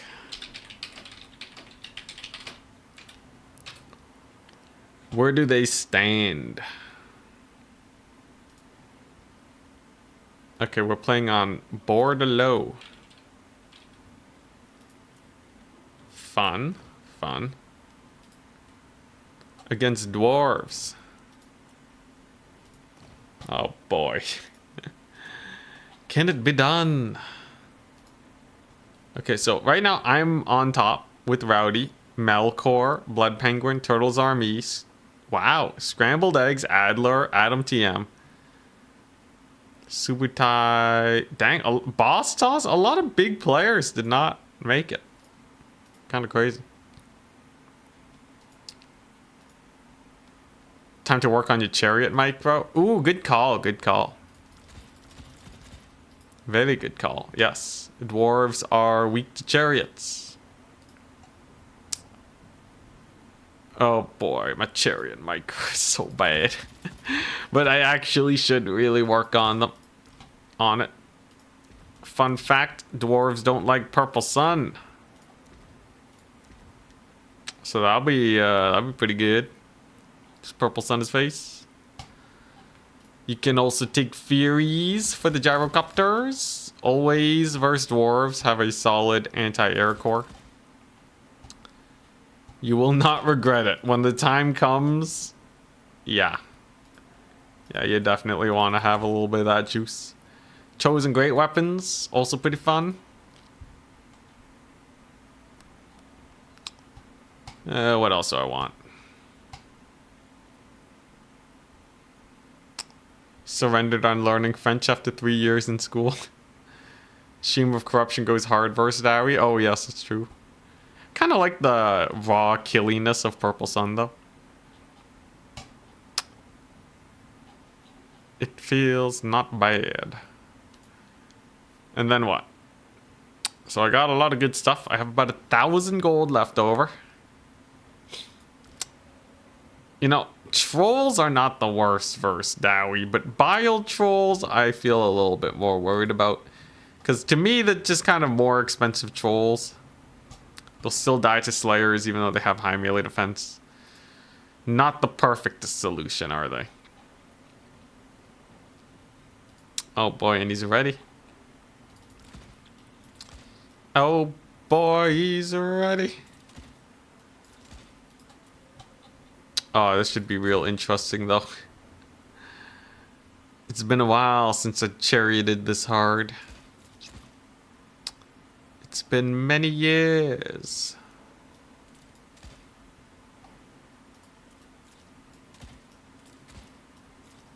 Okay, how do I get my money to line up though?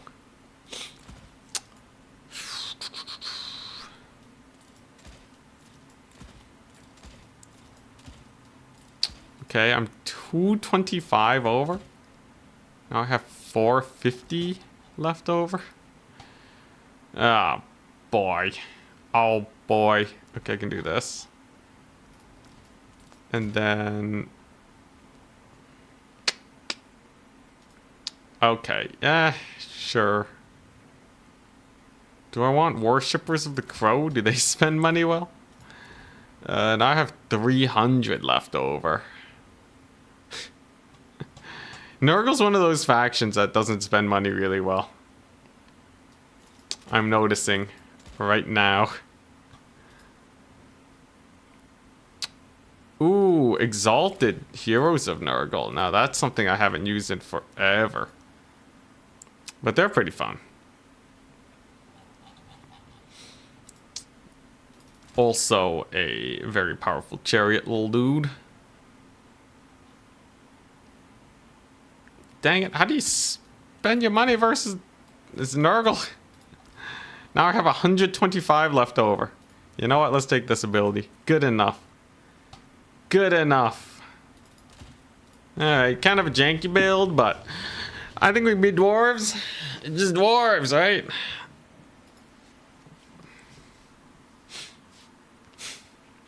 Rotfly ROR. Is that actually good versus dwarves? I just figured they would get shot to death. I'm going a very typical style, you know, just lots of great weapons. Kind of boring, but it's generally pretty good versus dwarves. Lots of great weapons and some chariots. Chariot micro. It's back on the table. It's back on the table, baby. So the way chariots work is you gotta try and charge into unbraced units. Yeah. You just gotta try and get a good charge, and you gotta keep them moving. So immediately after they charge, you gotta spam move commands. The great thing though is that I don't really have to micro anything but the chariots. The chariots, they are my lifeline. They are the only unit in my eyes. Everything else just kind of has to get into melee. It's not very complicated. There he goes. We got some Doom Seekers. Are those Goblin Hewers? Triple Goblin Hewer, what a guy. Sorry, just hydrating my eyeballs before the big fight. Triple Goblin Hewer. We're gonna see some Slayer Pirates.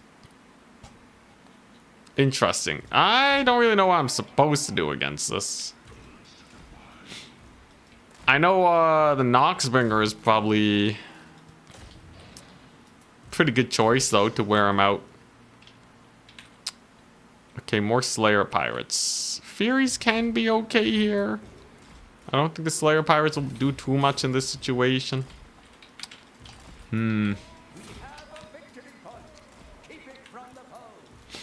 I guess I can just spam more great weapons or even get the Chosen in here. Okay, he's gonna get a couple bullets in.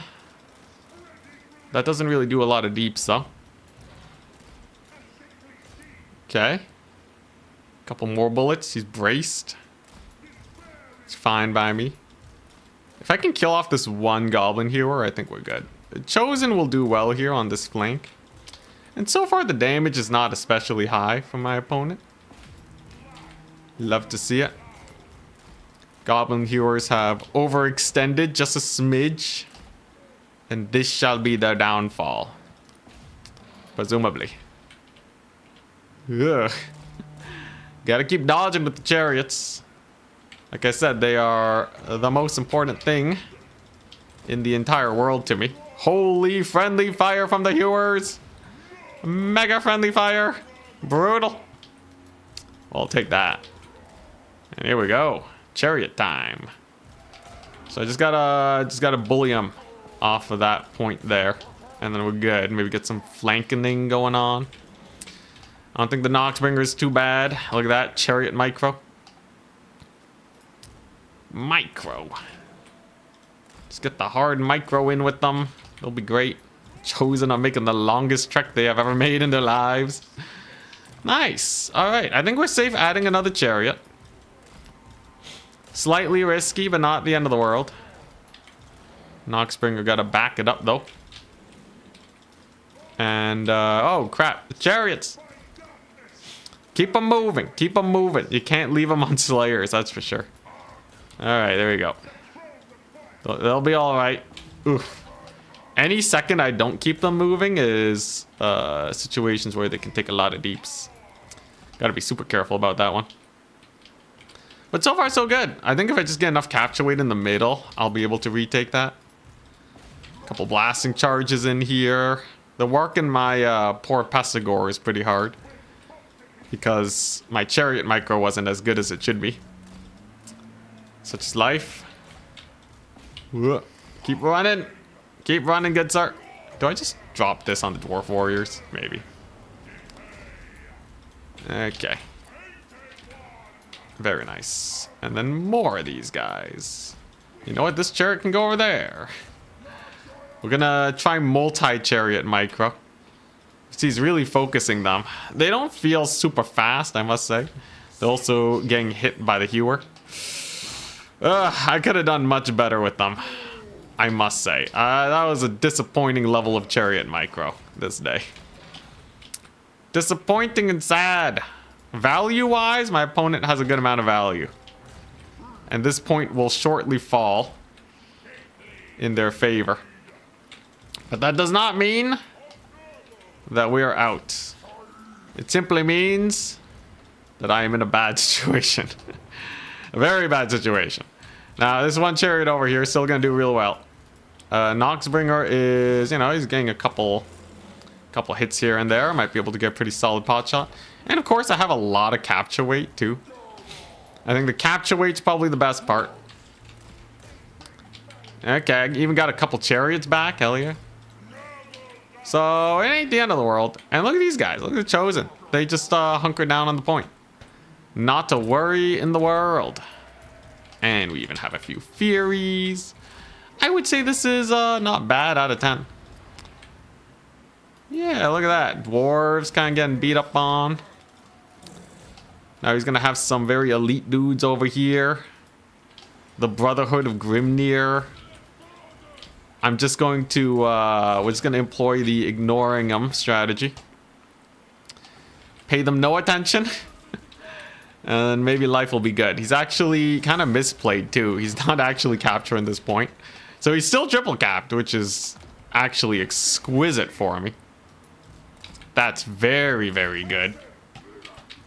And if I can destroy the Slayer Pirates with the chariots, my opponent could be in a very bad situation.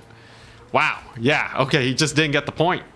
Terrible. Oh, what a terrible situation for them.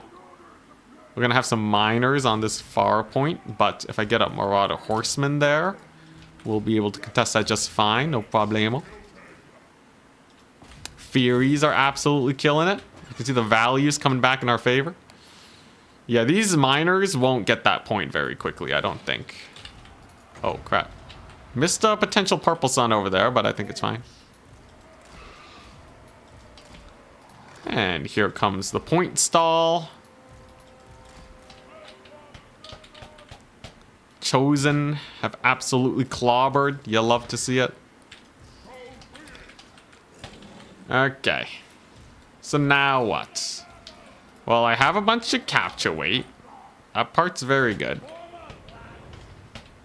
I win on a 1 cap too. So I win on but a single capture point. We are now able to stall my opponent from capturing the far point. And maybe even long enough to get another unit of horsemen here if I'm lucky. That would be hilarious if these guys showed up in time. That would be absolutely hilarious. Truly a masterclass in the point stalling game.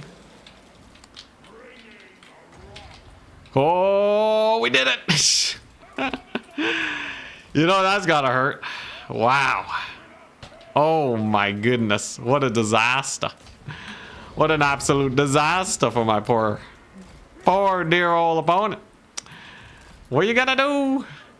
This point is mine. Oh no. Oh, the pain, the suffering. It's not over yet though. I still have a game to play out. But wow. That's just pure raw dwarven suffering. Is he gonna get the blasting charge volley off though? He does it! Double oof! Double pain! Now he's gonna get the middle. But I'll be able to live with that just fine. I got my chosen over here. They're gonna absolutely clobber him. And if I use my chariots to kind of stall him a bit more, I think he's pretty done for. I got healing on my chosen. And I have 3 more purple suns in the pocket. 1 I can just drop on these here slayers. Don't mind the pestigores if they die. It's a non-issue. Let's go over here. Doing a mobility build even with Nurgle. Always mobility. Never not mobility. Although this is not that mobile. I just had a couple chariots is all. But yeah, that's going to be a mass route over there. Slayers took a lot of deeps. You'd love to see that. I just got to make sure I get back onto the points. And we're just going to abuse the fact that the dwarves are slow as butts. Because this build is actually pretty fast when it comes to all of their infantry. It's really only the chosen that are a little slow. So that's Brotherhood of Grimnir. They're not anti-large. So that actually should be pretty decent for the chariots. Just give them a little bit of a light charge and disengage. These guys are, what, 35 speed? Still faster than dwarves. It's all that matters to me. And yeah, chosen and cooking. Look at that. Did have to employ some capture weight shenanigans. Did have to be a little fancy on that front, but we got there. Yeah, he's never going to capture this as long as I continue to do well here. Did I do well with the chariots, though? I would say personally my chariot micro still leaves a lot to be desired. Still got to work on that. How the chosen doing? Very nice. I just have to make sure I don't lose all the points or anything, but that should be fairly doable. So here we go. Chariots on the move. We know Furies, very good versus Slayers. Gets a summon, not going to make it to the point in time. So let's just pull back over here. Start moving these guys forwards. Dang, didn't even need to use all the purple suns. A decisive victory indeed. Though he might actually be able to secure this point. I think if that's going to happen, I might as well relocate to the middle. Might as well. And yeah, he's just going to tap out. Because he knows he's not going to get that far point. Great success. Little stressful. Just a smidge. The whole, you know, like 1 second away from him capturing my back point. That would have been bad. Because recapturing it would have taken ages. And he was starting to uptrade a little bit. But yeah, Mass Hewer, not it, is it? It's just not it. Noxbringer did not do super well, though. I could have microed it better. This chariot, not bad. 995, okay. I must say, though, it's definitely something I have to work on. They require so much micro, and it's very weird micro. You just have to keep them moving at all times, and I want to micro everything else. Chosen did great, though. Chosen don't die to anything except for these dudes, but I kind of bullied them. Yeah, not bad. Brotherhood of Grimnir we kind of just ignored, and then he lost on tickets. Tale is told as old as time when it comes to the Dowie.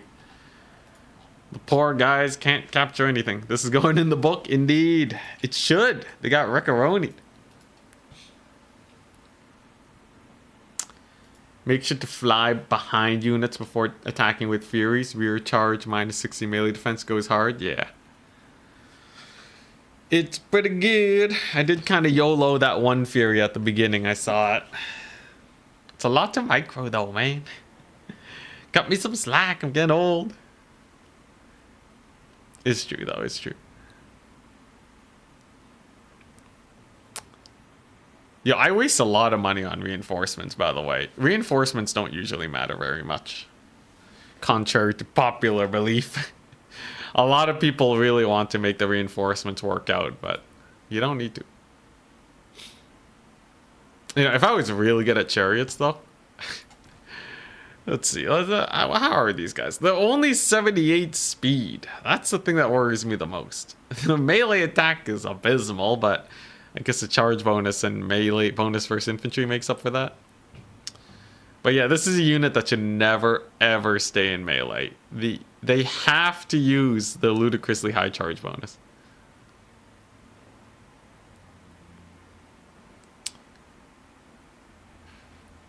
And then, yeah, I did have Furies versus Gyrocopters.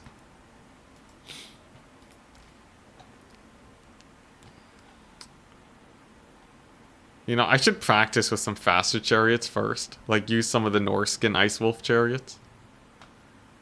Get those guys rolling. I wonder if 40k will have a lot of chariots. They will have tanks and the like, right? So... maybe I should practice it a lot more.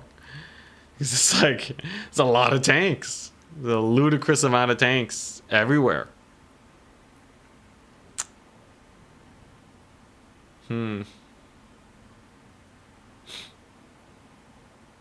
There's a question. How much money is too much to have left over?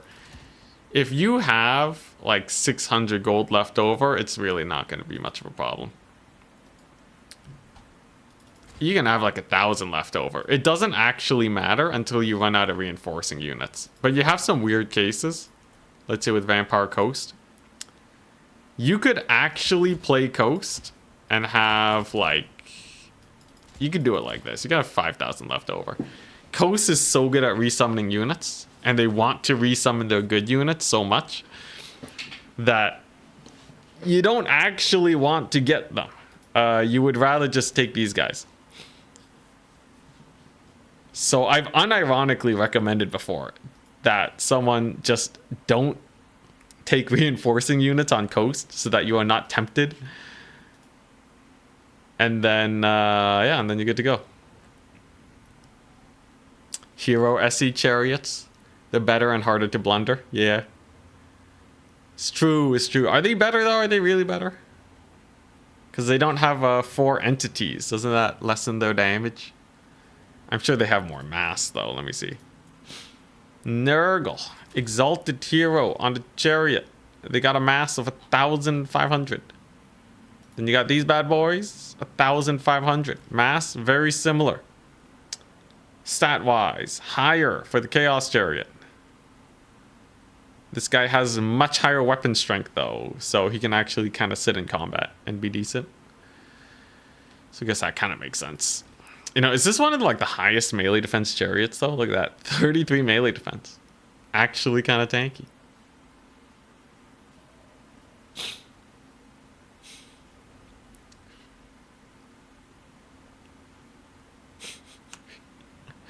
Oh my gosh, this chat just caught up. With all high mass units, you can target the unit behind. Yeah. There's always those weird shenanigans that can help out.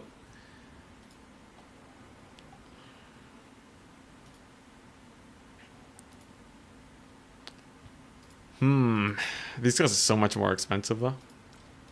The price of 2 exalted heroes of Nurgle, you could just get 3 chariots. Isn't the Zinch hero on a chariot kind of popular and decent? You'd be correct. They fell out of favor a little bit, but I think that's just because we're not seeing a lot of Zinch nowadays. But these guys are actually pretty busted.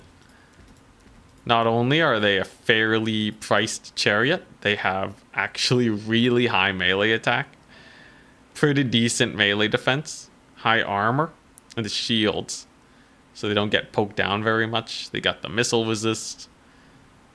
Just a solid little dude. Now, how does he compare to the Nurgle chariot guy? So, speed-wise, it's actually the same. But stat-wise, look at that difference. That's actually crazy. Wait, how much is the Zinch one? So that guy's 1,200. For 25 gold? Holy moly. Yeah, so the Zinch chariot gets a 600 barrier bonus. Plus 5 melee attack. Plus 10 melee defense. And plus 5 charge bonus. This guy is cheaper. Worse in every way, except they have Cloud of Flies. CA, what are you doing? Why is this guy so much worse than the Zinch one? Oh, I guess he has poison attacks. That can be more applicable than magic attacks, I guess. The poison attacks are okay, but literally everything on the roster has poison, so it doesn't matter as much. For the low price of 25 gold, you can get a free barrier, along with your melee boosts. The Zinch guy basically has a permanent martial prowess over this dude. Gotta play Battle Fleet Gothic with the Zinch chariot. Yo, I would love to play that game if I wasn't so overloaded with games right now. Yo, that's crazy. The 10 melee defense actually makes a really big difference in terms of survivability. Getting to that 40 melee attack benchmark too makes him much better at dueling. Absurd, I say. Actually absurd. And he has better items too. Zinch guy can take a book that is basically a free Buna. Buna in the book. This guy has Acid Ichor. Yes, the damage reflection.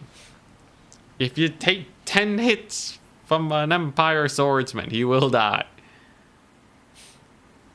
Nurgle does have more access to healing though.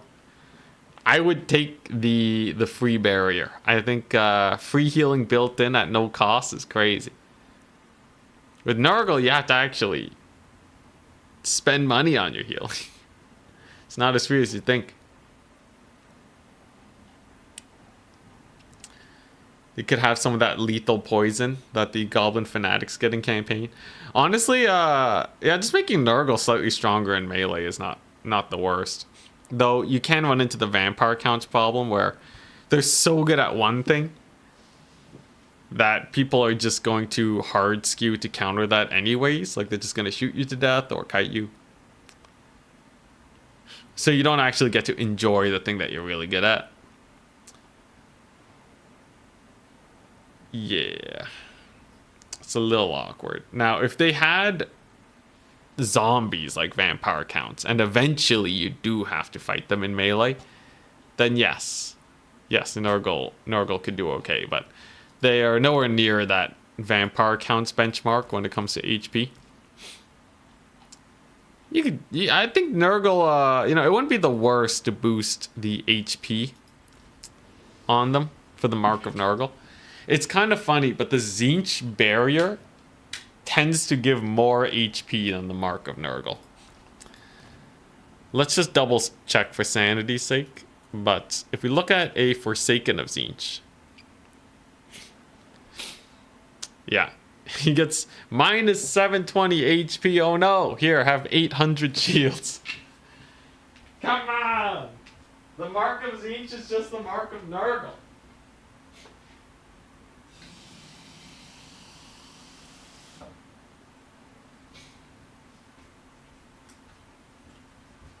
I feel like barrier could be reworked to not just be a shield, just a flat shield thing. Like maybe the barrier is like your units have like a 1 second ability that makes them invulnerable. Just for the 1 second though. That might be OP. But I don't know. It's more than just giving them flat regenerating HP though. Cause that's just objectively better than the Nurgle side. And they're cheaper. He's still cheaper for some reason. Mark of Zinch, CA rates it at 25 gold less than the Mark of Nurgle. Who would have guessed?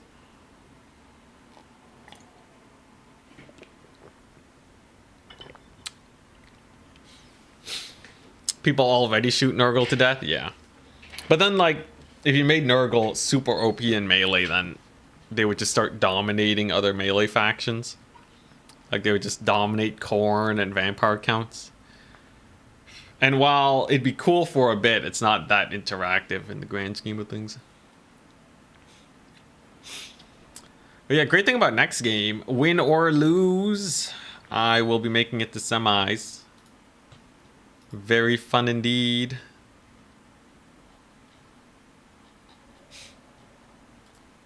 Who will I be facing? Got me, we got Rowdy, Blood Penguin, Turtles Army. There's actually not a lot of people with a ton of wins. There's a good chance that Scrambled Eggs and Boss Sauce and the like don't make it, and we can actually pull a Nurgle victory today. Would be pretty jokes. What does Zinch need, unit-wise, to become more popular? Well, they have a little bit better infantry nowadays, but their range units gotta be better.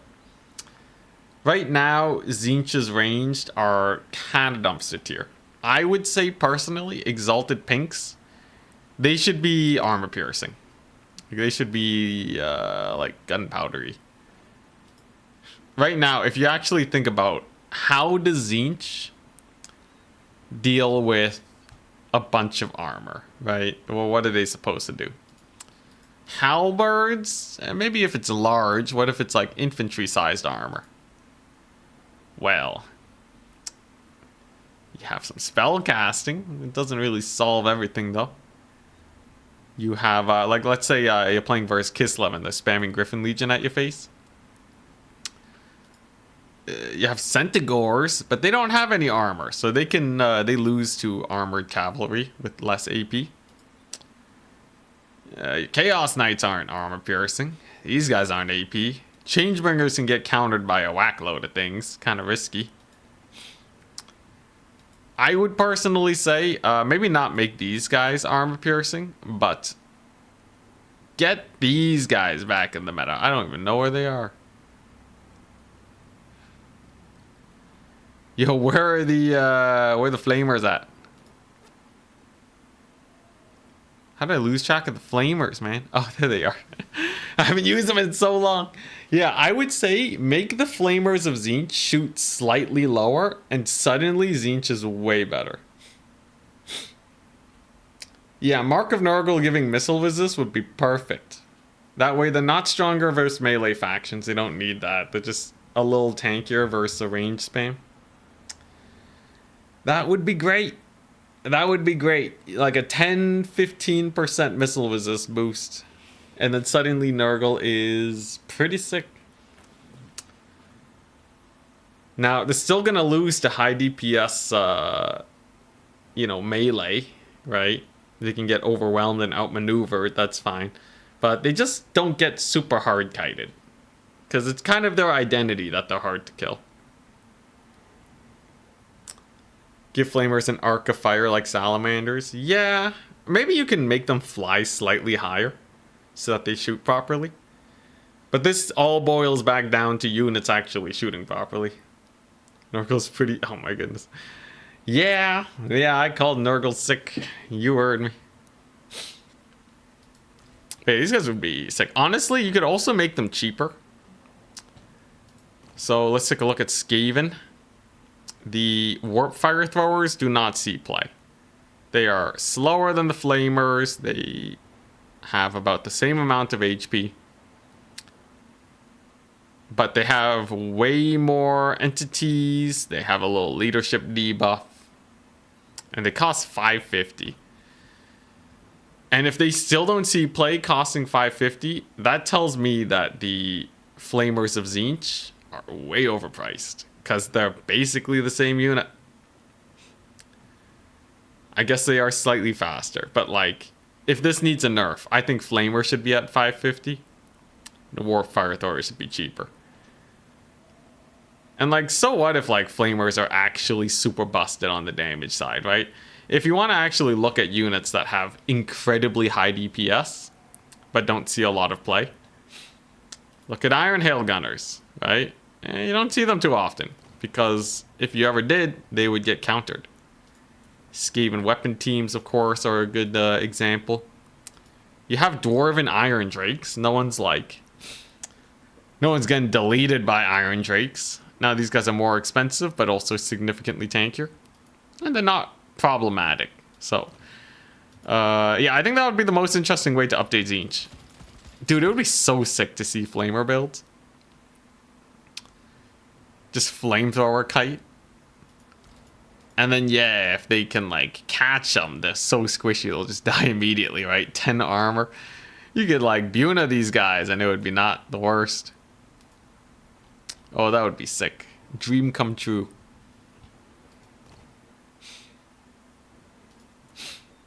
I wonder if I can make Bile Trolls work today. I have not been playing around with Nurgle's roster a lot. It's literally just been Pestigors and Forsaken. But they're so good. They're so good, it's hard to pass up.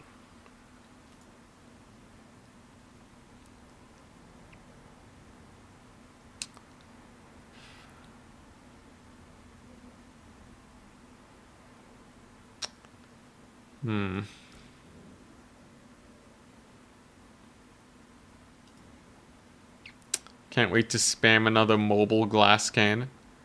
What's this about a mobile glass cannon? Oh, the Flamers. Yes, yeah, I like mobile glass cannons. This is my playstyle. But hey, I'm also all for making Iron Drakes better and making Warp Fire Throwers better. High damage is just very appealing to me. What would it take for the glorious Great Unclean One to be brought? If we're talking just the Great Unclean One and not the Exalted, that's this guy. There's 1700 for what is basically a giant, right? So let's compare the Great Unclean One to a giant. They are slower. They have less melee attack, higher melee defense, less damage. Yeah, it's just a worse giant. Giants don't even need the melee defense. They have so much HP anyways. And they also don't have missile resist. They have physical resist. So, yeah, that means a Great Unclean One could cost 1400 and still probably wouldn't see play. Oh, I guess they do have Stream of Corruption and Miasma of Pestilence and Nurgling Emergence. Get some free Nurglings when your super expensive unit dies. All of that is not very prevalent here, right? I guess they have poison and magic attacks. The giant is already not the greatest unit in the world, though. So what I would say is start with making the Great Unclean One 1400, and then at least it's kind of just a giant. No, it's not. Okay, it's a giant with spells, right? So let's say you would compare it to an Eden. Let's go to the Norskins. Eden is a power creep giant. It's just better than a giant. It has more HP, right? The guy has regeneration. He has incredible leadership. Very fast. super crazy melee attack. Got the weapon strength to boot. Yeah, I would say Great Unclean One could totally cost 1,300. Just think about it, right? Compare the Great Unclean One to like a War Hydra. Oh, yeah. I thought the War Hydra was 1,350. Oh boy, this thing's so expensive too. Never mind. I think CA don't want these guys to be too strong though, because in land battle you have to fight them. Take that back. Giant is S tier. It did win me one of my tournament games. I would not say S tier though. People ain't spamming them. If you went to any faction and they're like, hey, would you rather have the mask or a giant? What would you rather have? And it's like, well, giants are S tier. S plus tier. So, okay, you're memeing though. You're memeing. You just like the giants. Aesthetically speaking, I think they are the OG big beater. You know, they're the OG big unit.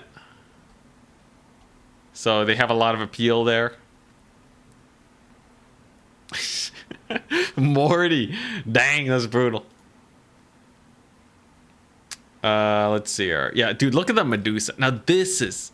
Holy moly. Look at the Medusa. Great stats. Great armor-piercing damage. Anti-large 30. Comes with a range attack to the lead infantry. Doesn't have the HP pool, but the speed means they're not going to get caught. A Medusa is 1,300. I wonder why. So, like, does CA feel like the HP really makes a big difference for the giant? And maybe they're undervaluing how useful speed is? Maybe. But yeah, Medusa is insane for 1,300. If I had to choose between a giant and a Medusa, or a Great Unclean One, dude, if a Medusa's 1,300, a Great Unclean One should be like 1,000 gold, man. This is crazy. I think a lot of factions would run a Medusa if they could.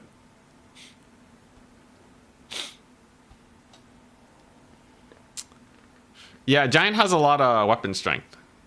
I think Eden also enjoys that weapon strength now too.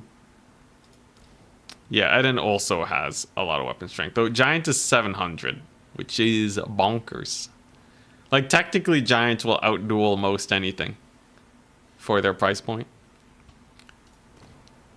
So yeah, great Unclean One should be at least 1,300. So CA's got to come on in and we're going to remove a whopping 400 gold off this unit. That's absurd. Yo, I love how they, after me begging them to make Uncle for Uncle cheaper, they removed 200. Creative Assembly. Don't, please. Please don't. It's not worth the time. And doesn't have the AP, that's true. Very true. Giants are definitely insane in the damage department. Does anyone compare? Like, most guys are in the 500 range. Some will creep into 600 at best. Like, you have Toe Dragon. What does the Shredder of Lustria have? Okay, Shredder of Lustria has that sweet 750. So, you could say the Giants hit like a Shredder of Lustria. Quite terrifying indeed. Yeah, 500 AP. So, and they're cheaper too. You can have two of them in the Mega Deeps. No impact damage though. Very sad.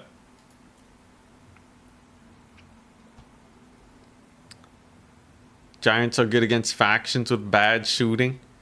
You say that, but Giants are not that great versus vampire counts and domination because they can't capture.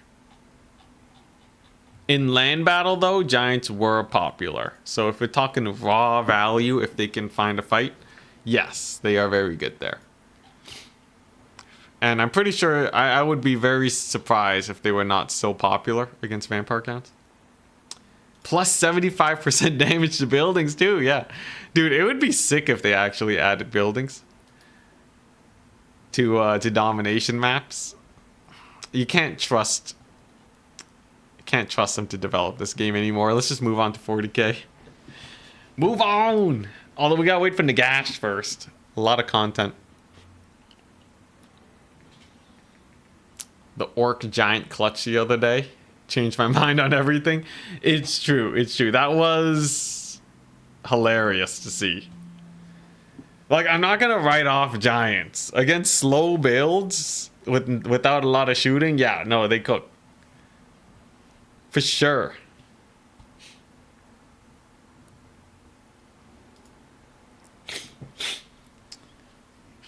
Move on to 40k or Dawn of War 4. Yeah, end of life cycle Warhammer is it's rough sometimes. Though it's not like I can't do it. I'm definitely waiting for Dawn of War 4 though. Chariots count as buildings. That would be quite something. Bonus verse buildings. You should be able to deploy towers in in game.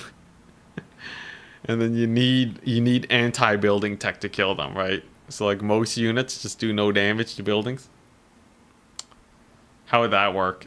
How much money would you spend to get a deployable wall in Domination with towers and everything?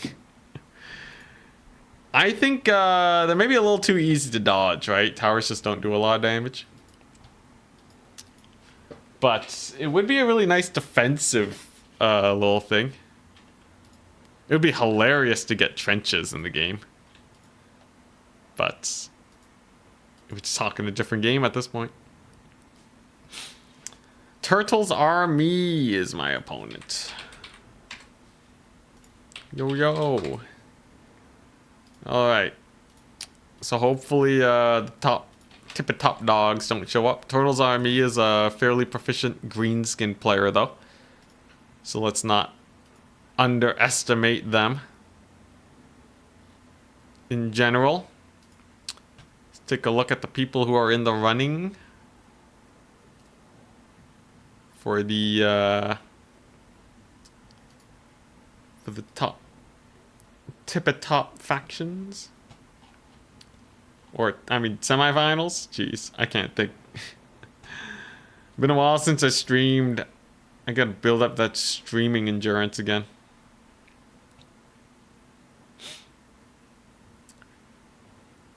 Turtles are me. They decided that they want to play.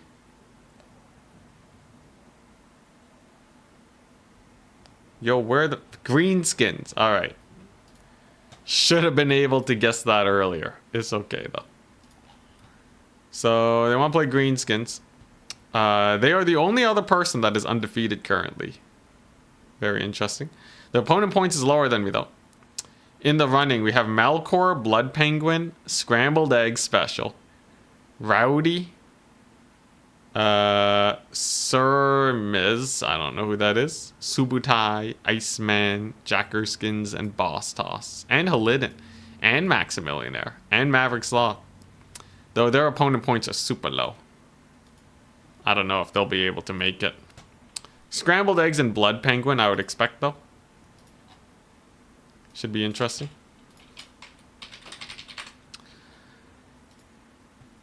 So I just gotta be Greenskins again, right? Can't be the worst. Do I play on Pit of the Everchosen? Pit of the Everchosen. What was this map again? What is this map? I'm looking at it. I don't recognize anything. He bans it. Thank goodness. Oh, crap. Wait. Changer's Madhouse. Oh, geez. All the other maps are bloody massive. Let's play Madhouse. Okay. So this is obviously a ginormous map. That means I basically have to play mobile Nurgle, guys. A super slow infantry Nurgle just does not cut it. Thankfully for me, though, Greenskins are not exactly a fast faction. So if we do a little bit of simple keep away, I believe life will be good.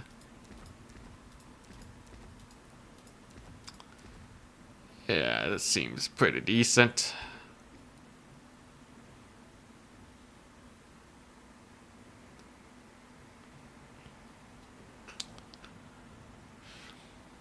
Are Skaven and Nurgle still the weakest factions? I believe so, yes. They don't have too much going for them.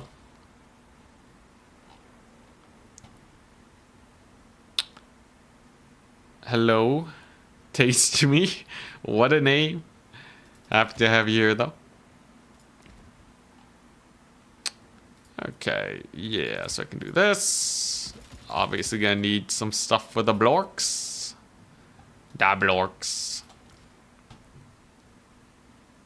And then what?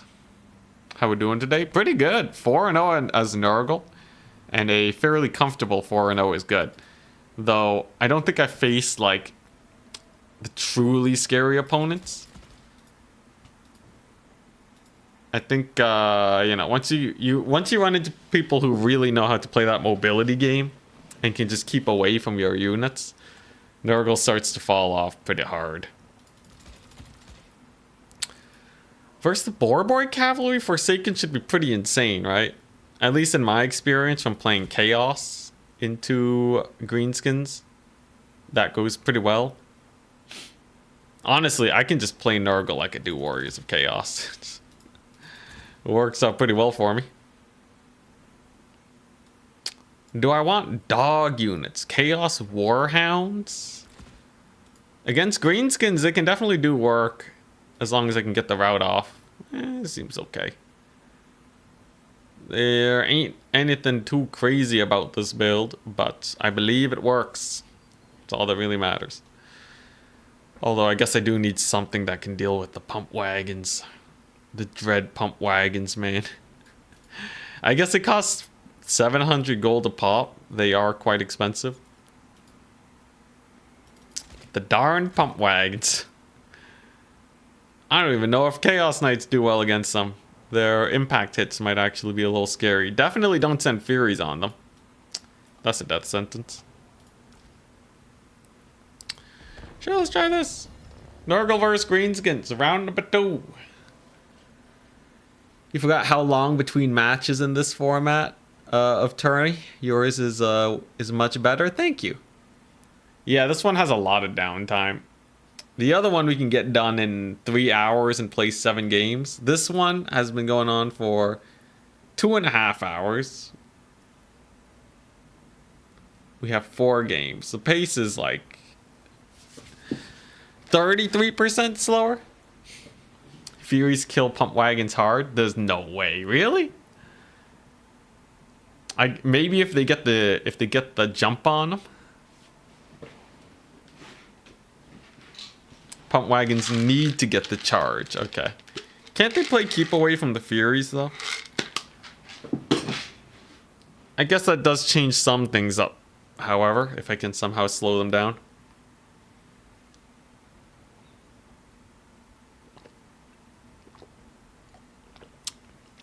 I've seen Furies lose to Cavalry before. Because the Cavalry's just on the move. Like they're already doing a charge command. And when the Furies land, they just insta-gib. I kind of don't want that to happen. Chosen and Healing War Shrine. Not on this map. This map's way too big. This one, you kind of have to go mobility. From what I've learned, you gotta really play to the map.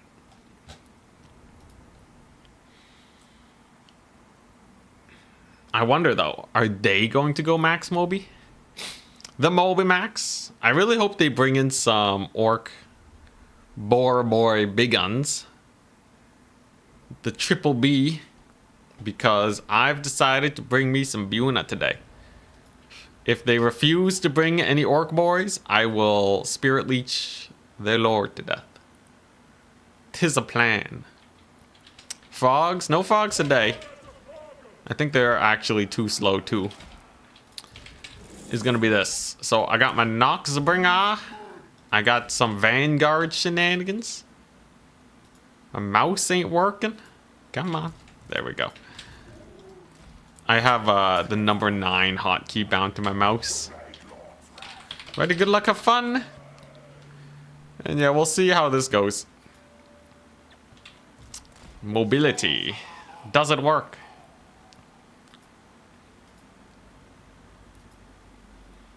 Nurgle's weakness is lack of masked anti-large. No, Nurgle has pretty decent anti-large capabilities. You can take Kaizek, Noxbringer, and a Fighty Lord. That can work out pretty well. Nurgle's main weakness is just how slow they are. So when you go... If you're forced onto a big map like this, and you have to go mobility, Nurgle's options just tend to be worse than everyone else. So Marauder Horsemen throwing axes are just not a really great skirmish unit. They don't have the ammunition to tussle with other skirmishers. And they also have low ammunition because they're axes. Great if you have a bunch of infantry you gotta kill. Not great in many other situations. Can I Spirit Leech Grom the Paunch?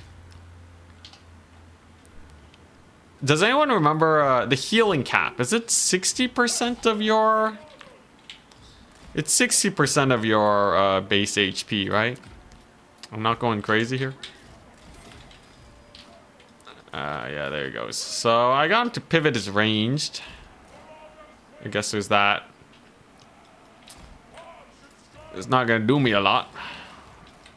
Maybe I can get the Noxbringer on him though. That would be pretty funny. I think I am going to save my Bunas.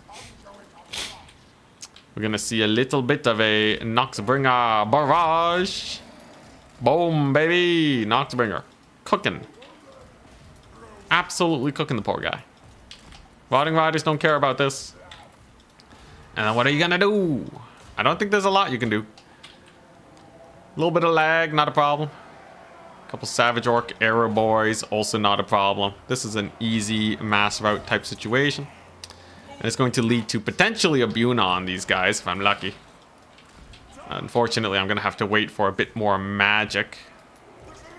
Hey, look at that. And I got a little bit of a chariot charge over there. Love it, love it.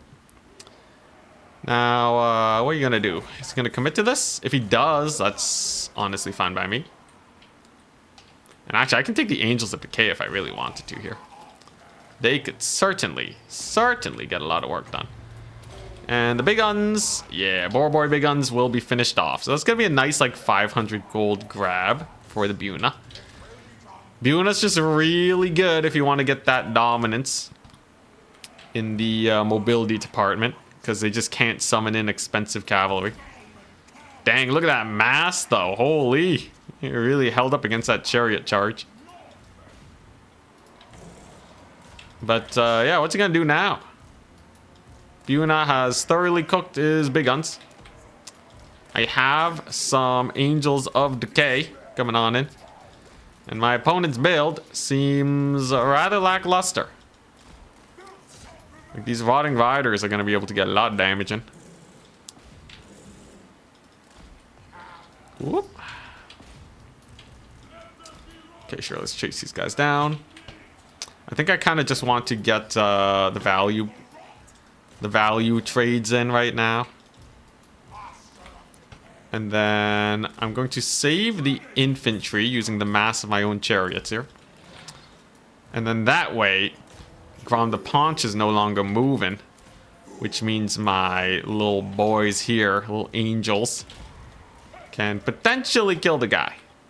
So far though, not the greatest amount of damage I've ever seen. A little unfortunate, I do say. And I'm probably going to need more infantry then. Thankfully Forsaken are just fairly good here. Yeah, he's really bullying those angels though. Oh crap. Big charge on my lord maybe. I think he'll be able to escape though. Grom the Paunch is going to take a little bit of damage, but there he goes. He does manage to secure a point. And I'd say this game is far from over as we currently stand. Because this little Archer Corps is going to be problematic. Them big guns are actually holding out fairly well too. Yeah, I do manage a pretty solid escape though. And of course we do still have that there Noxbringer. Should be able to get a pretty vicious barrage. Very nice. My Lord also regenerates, so a couple archers hitting them up is not a problem. The Rotting Riders also heal. They will be able to heal back to full, too. Very nice. Okay, and I can kind of just start amassing my forces. Honestly, I can just keep playing this long grind, right? He may even run out of ammunition if I'm lucky, though that I'm a little bit less sure about. Value trading wise, it is in the favor of my opponent too. And honestly, my horsemen are the ones that are kind of running out of ammo. Not the prettiest situation. Though this barrage should do pretty well from the Noxbringer. Pretty okay damage. Nothing too crazy though. Noxbringer is definitely going to have to cook here if we want a victory. I can get another Buna though. So those are just savage boar boys. Nothing too crazy there. That's a pretty good barrage. Very nice. And Noxbringer can definitely take Grom the Paunch to Pound Town. Oh, big buff though. Mega big buff. I'm gonna need to save my Lord then. Lest they die in such a precarious situation. Oh, thank goodness. Okay. Ah, crap. My angels. Okay. Alright. Little bit of a big commitment here. But I think generally speaking, it ain't the end of the world. I'm kind of having a hard time breaking into this position, though. We're gonna have to, yeah. I'm probably gonna lose a couple of Rot Knights for that saving. But I did get a Buna on the Savage Orc Boar Boys. It's not a ton of value, but it is a little bit.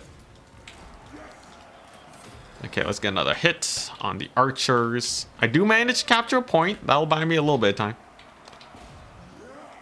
And the chariots can get around a little bit. So it ain't too bad. I'm just really regretting these angels, though. I don't think they're really getting a lot of work done. Chariots, a little bit of deeps. It should be a pretty good shot from good old Noxbringer. Okay, Pestigore span. I can sit on the double cap for a little bit. I imagine my opponent's just going to hunker down on the point soon enough, though. I don't want him to summon a bunch of boar boys over here. But, yeah, first things first. I still have a few Noxbringer shots I can make use of. Can I, get a free Grom the Paunch kill? I don't think so. Yeah, he's just gonna bully me off that point. Makes a lot of sense. Soon enough, though, these archers will be out of ammunition. Ho! I got a huge volley. That was a mega volley. Okay. Okay, I think this is where we can maybe get some cookery going. Right onto the Rugloods. Maybe while they're not looking. Forsaken can get in here. I have a small opportunity where Grom is actually quite injured. We know my guys can kill cavalry. Forsaken are built for that. Very nice. Okay, and then while he's shooting over here, that's where we can get the Noxbringer hits. Very nice. Oh, hell yeah, dude, the Forsaken are cooking super hard. I might even be able to catch some cavalry here. The Angels of Decay. We can loop the Rotting Riders around, maybe retake the point. Yeah, not too bad. And my opponent's actually slightly out of position now. I might be able to take this one too. Overall, I'd say this is an okay execution. As long as he doesn't have like a fat purple sun somewhere. I don't know where his caster is. They should be somewhere. Alright, well, I'll have to figure that one out later. But this should be good. I got another capture point, and the goal is simple. I just need to hold on long enough to secure a couple more points. Just secure enough tickets so that my dear old opponent here cannot get a victory on me. Like on a one cap. Oh, this is a lot of dudes though. I think I'm gonna have to bring in the Furies. I imagine they have a lot of money to spare. This could be a good catch, though. So that cav is basically dead. Lots of archers are disrupted, too. Chasing the pump wagons with dogs. Feels weird, but they're low enough where I think I can afford that. Okay, so how do I want to do this? I'm trying to figure out. Well, chariots are definitely overblobbed. I think I just need to use my mobility here well. Ah, there's the caster. Oh, he does have purple sun. Caster right on top of these guys. Very painful. Dogs are gone. Unfortunate. But the mobility core is doing well. Because look at this. I can start getting into the cookie jar here. Let's, alley-oop. Can I get one big Noxbringer volley onto these guys? That would be huge, actually. There it is. Oh, the terror bomb strats. Beautiful. Absolutely beautiful. So you can see there, I got the big surround on top of the hit by artillery debuff. That's going to hurt him real bad. Then there's the big guns. So we're just going to get that big ol' Fate of Bune on them. This guy should have insane value. Apparently not, though. Did the Borbor big guns just have a lot of base HP? Oh, they do. They have 8,000 base. Okay, that explains why I was not able to kill them earlier. Whoops-a-doopsies, but as long as I can hold on to this point, I think we're still fine. Noxbringer, of course, can bully Grom the Paunch. And the Greenskins. Okay, apparently Furies delete pump wagons. I think they're currently on the move, though, so I don't know if this actually works, but I'm just going to commit them. We're going to slow them down, and maybe it all works out. Rotting Riders doing the bestest. Honestly, pretty pitched battle. I think I got to start desummoning, right? Okay, so what do I got? I still have a dog. That's good. We got the dog. My opponent might also not be able to summon in a bunch of stuff. Oh my gosh, dude. This Noxbringer's stuck on the big guns. Get out of there, good sir. Skedaddle. Stop attacking. Alright, Noxbringer's a little bloodlusted. Can't do much about that. I think we're at the point where I can almost win on a one cap, if not already. It's very close right now. I can't do the quick math. What, 12? Or no, he needs 600. He needs 700. 650. So divided by 2 is 325. Okay. Yeah, I just have to hold on to this point for like half a second, and then I can hunker down on the last point, and then we will have one on our point. Grom is also getting real low too. Noxbringer is actually working him pretty hard, so I think if I can rear charge him with these guys, then we might be able to kill him. Bonus points if he disengages. Sorry for the lag, by the way. It happens. But yeah, okay. Now we definitely win. Come on, kill him. Ah, look at that. My units are leashing, bro. Oh, come on, what a ripoff. My Rotting Riders leash back into melee because CA's dumb. It's okay, though. We're going to kill Grom. That Spirit Leech and Noxbringer chase down is definitely going to get him worked on. And now my opponent is kind of screwed, right? We barely held out long enough. But with Grom the Paunch dead, there's really not a lot he can do. One more Spirit Leech gets the job done. So, how does he come back from this? I'm about to get 1,000,000 summons in. I'm gonna get the Angels of Decay. There goes Grom. I have ample sources of terror over here. He's gonna need to leave some units to stop me from stealing this point. That's pretty funny. And will it be enough? He does have the giant river troll hag here. They'll be able to help out a lot. But can they get on the point? Now, they do have a lot of time, right? Even though I win on a one cap, it's very precarious, this situation. Okay, I'm gonna get a solid Angels of Decay charge here. I'm pretty sure they mulch Cav.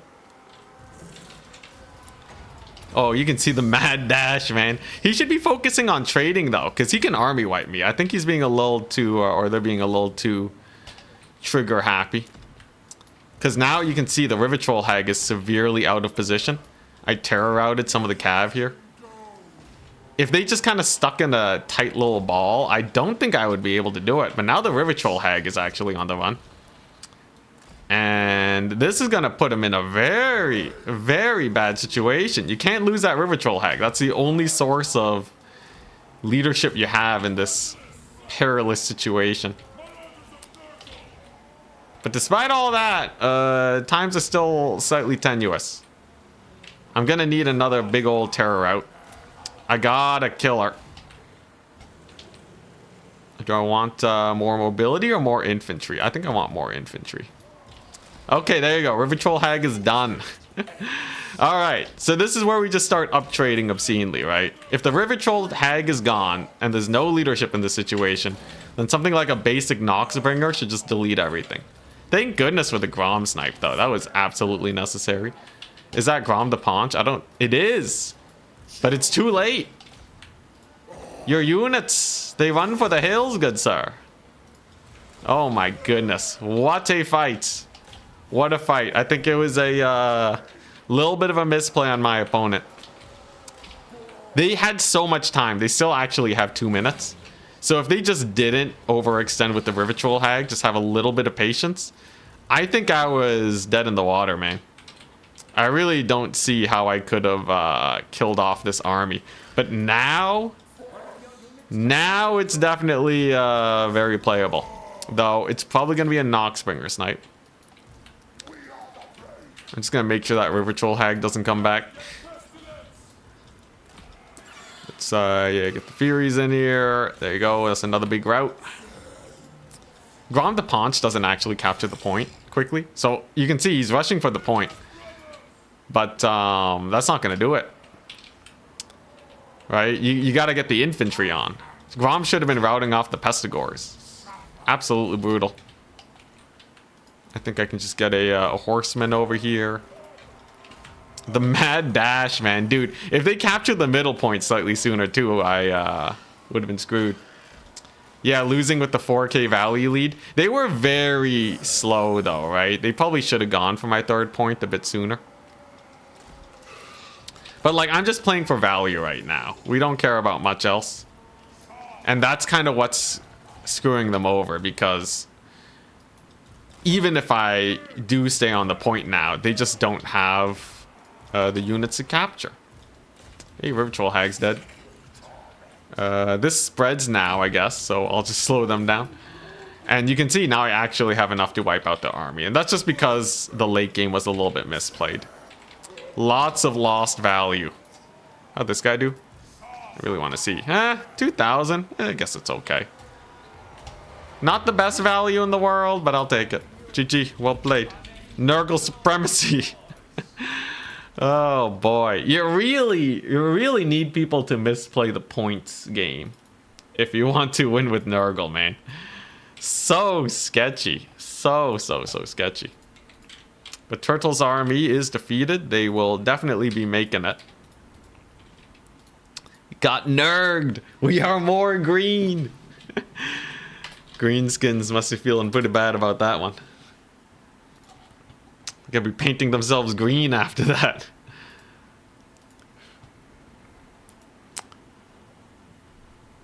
Greenskin archers are tanking more based on their stats. I'm pretty sure they have a high HP pool, which is what did it.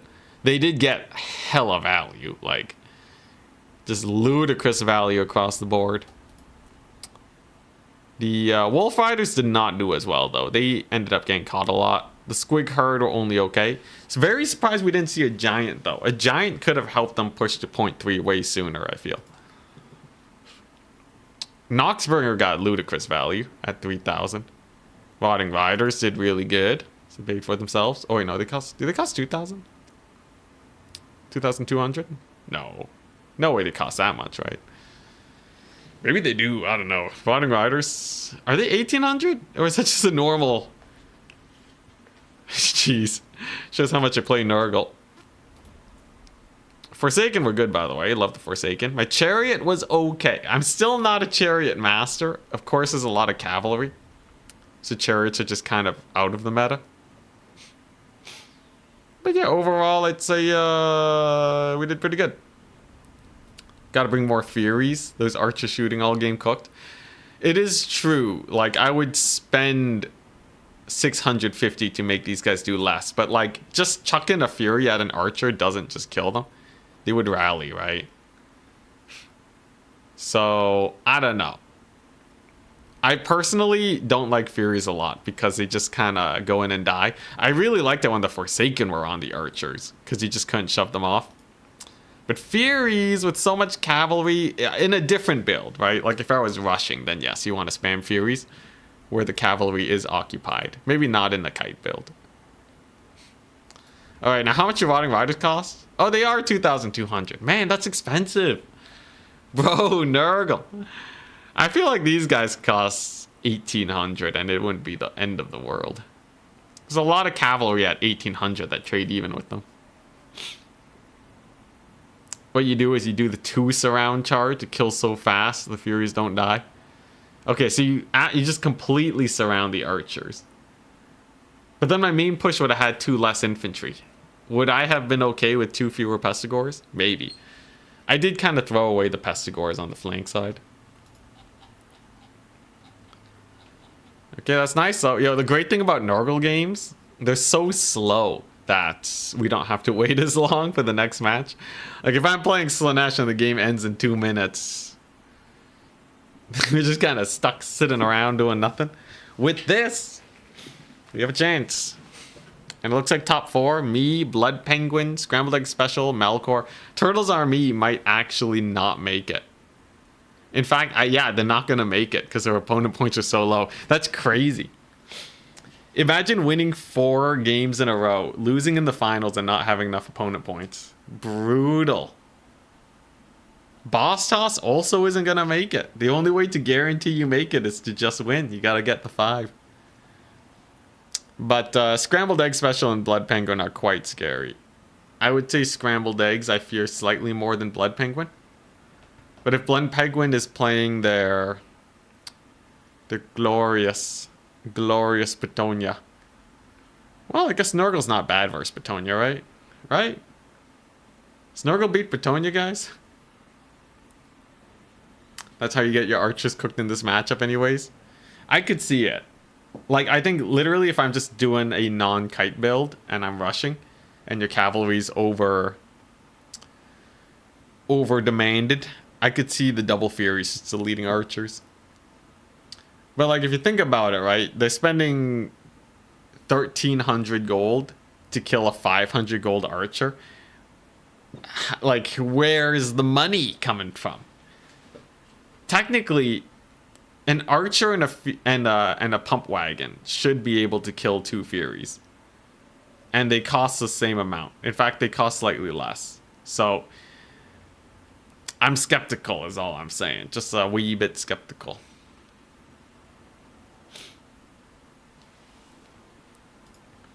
Also for the question about the Greenskin archers being so tanky. Their actual combat stats are atrocious. 14 melee defense, 23 melee attack, but look at that HP. They have 7,000 HP. If you compare that to a crossbowman unit, significantly less. And that's not even the end of it, right? Like a proper squishy archer has 4,800 HP. And terrible stats. Greenskin archers in general are on the slightly tankier side. 7,000, man. You've seen Furies get 2k value on you in like 2 summons? I guess. It really depends on if my opponent has the tools to defend them. The thing is though, archers are so important, like we saw the value, that maybe it's worth losing a couple Furies if you're just getting rid of the big threat. I can also hit them with the Noxbringer first. I'm just so afraid that the attack doesn't go well and then I'm just down 2 Furies. That's like a whole dragon prince almost that I'm down.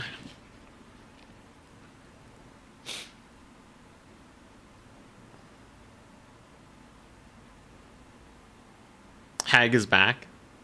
Did I kill the hag? Did I kill the hag out of nowhere? Ooh, Turin's playing. He's casting my match. Turin wants to see some Nurg in action.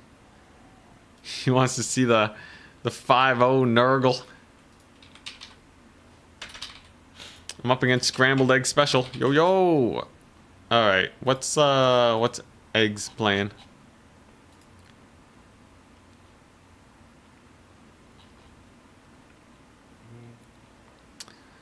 Scramble. It's playing Coast. Nurgle versus Vampire Coast. This is actually a pretty good matchup for Nurgle.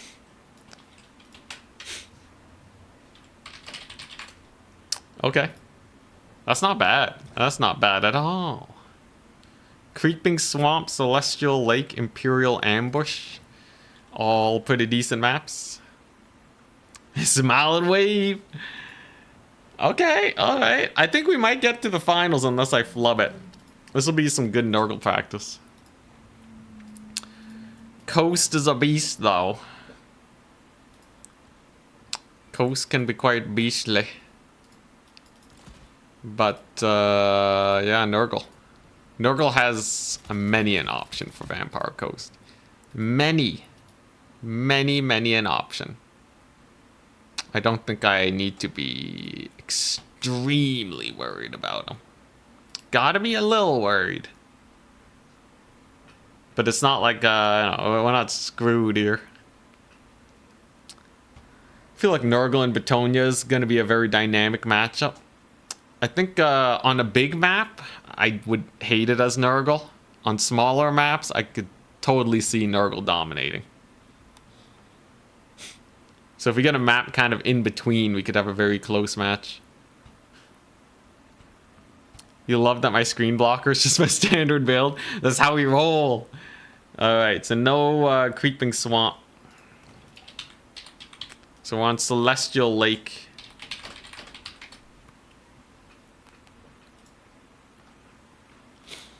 It's dry. But yeah, Celestial Lake, not a big problem. The question is, am I going to see Silostra?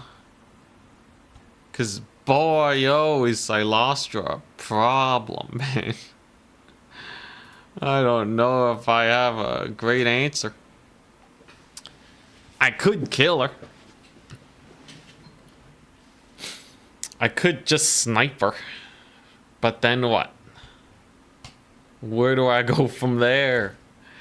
I just have a dead Silostra. She's gonna get resummoned. People would kill to have 2 lords. At least most factions would. So that part worries me a little bit. He's gonna have some Scurvy dogs for sure.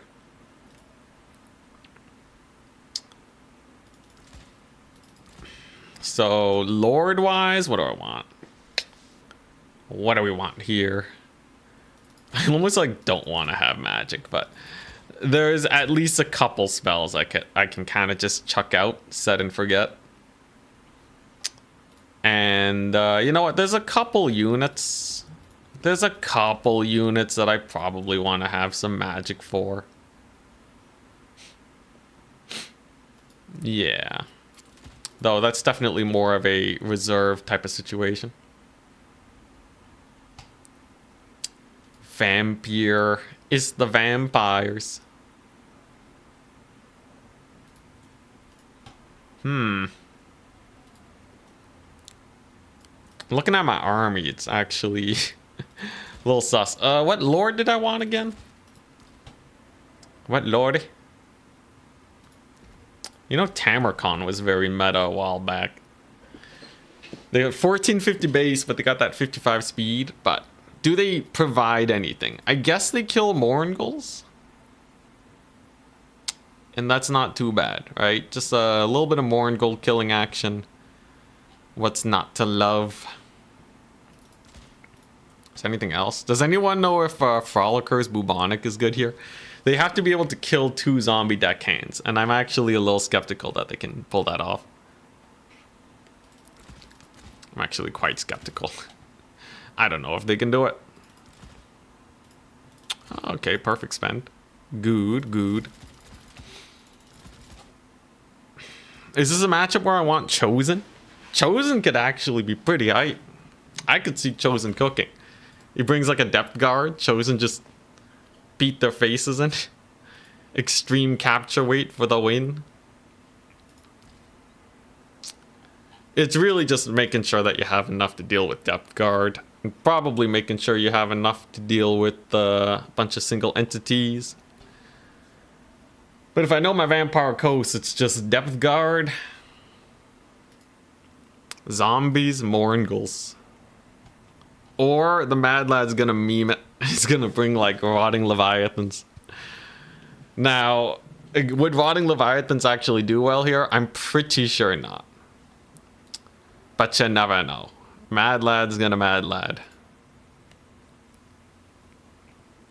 What else would I want then? Guess one of these just to be safe. Imagine he goes like full sky build, just shoots me to death. That would be sad. That's not how I would want to go, that's for sure. Full gun build. On this map, thankfully, it's pretty tight quarters.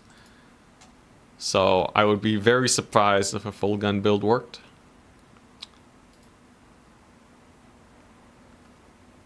Forgets a front line entirely. The no front line.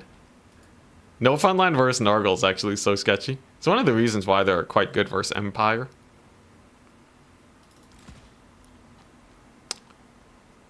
Maybe I can out-capture away the guy. I want to bring a War Shrine just so I can kill his zombies more effectively, but literally one pistol mob would nearly kill the thing. At least I'm pretty sure. Looks pretty decent. Ready, good luck, have fun. Alright, here we go. This is a matchup I am only slightly familiar with. If we lose here, we go out on a banger. On the big screen. Whip out the spawn, yep. I want to bring spawn, but I still think pistol mobs are too good versus anything larger than infantry. So I'm going fairly standard fare, just a lot of plague bearers. We got the Stooges. Stooges are very hype. But yeah, this is basically it. It's really nothing too crazy. Ready. They have 11 units, which is a lot lower than what I'm typically expecting. That tells me that potential shenanigans are abound. I don't need the Chaos Sorcerer, by the way. We're gonna wait until we see Depth Guard, because this is my Buna caster. You can't tell. But they are indeed my Buna caster.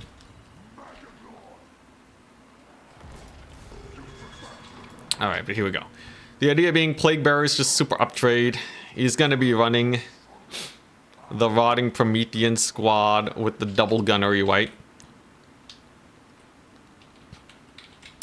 Okay, so I just get the Chosen, right? Fleet Admiral does not have the ability to kill Chosen.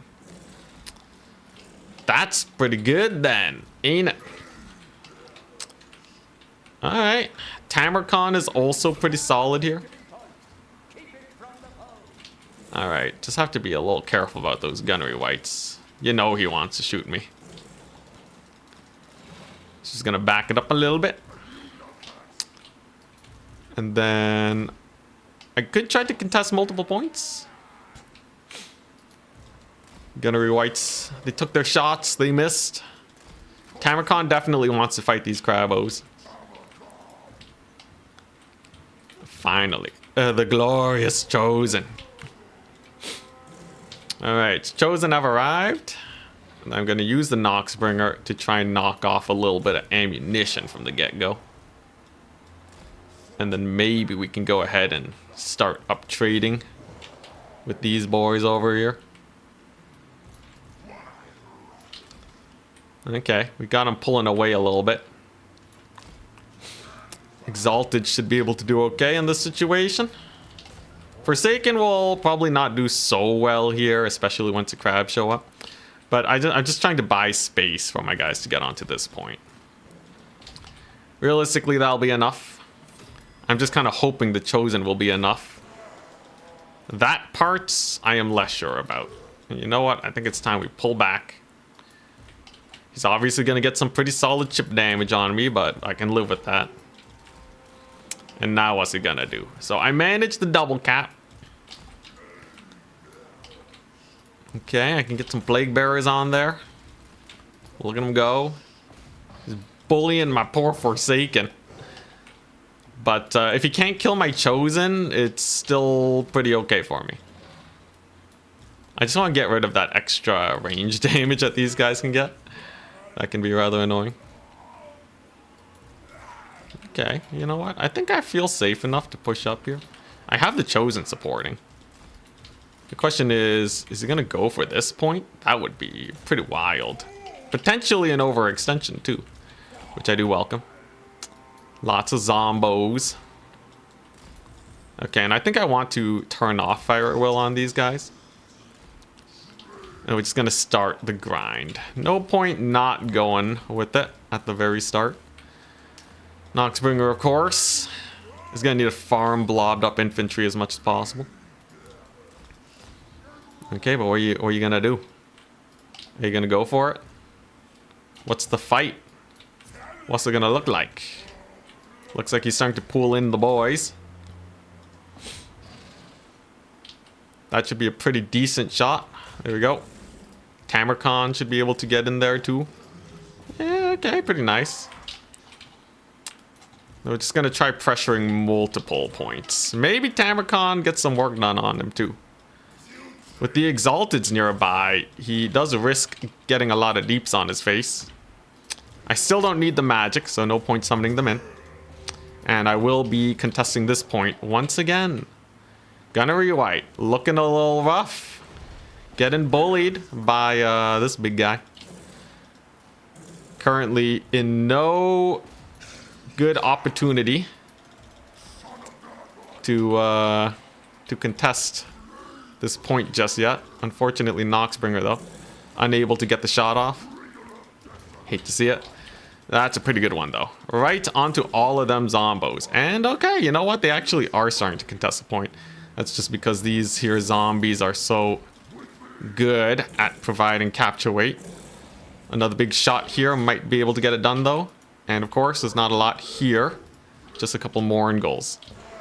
Now, Mourngulls are still slightly problematic. Don't know exactly how that pans out. I still have the capture point here, thankfully.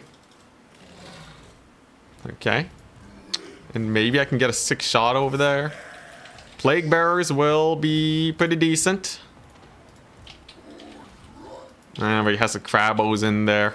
I can settle for this point, though. This is just kind of a distraction. Here's kind of where the main grind is going on. And so far, I would say the main grind is going decently. Noxbringer is going to have to be a little bit safer. And maybe I can bully his Lord a bit, though. Oh, jeez. Gunnery White's getting really worked on. Okay. Hey, maybe a pretty nice pick. Meanwhile, over on the far side, Mourngulls are taking some pretty good deeps. And I have just enough to keep this point secured, which is exactly where we want to be. Okay, let's pull in the Noxbringer then. Gunnery Whites. Really not liking the Tamarcon.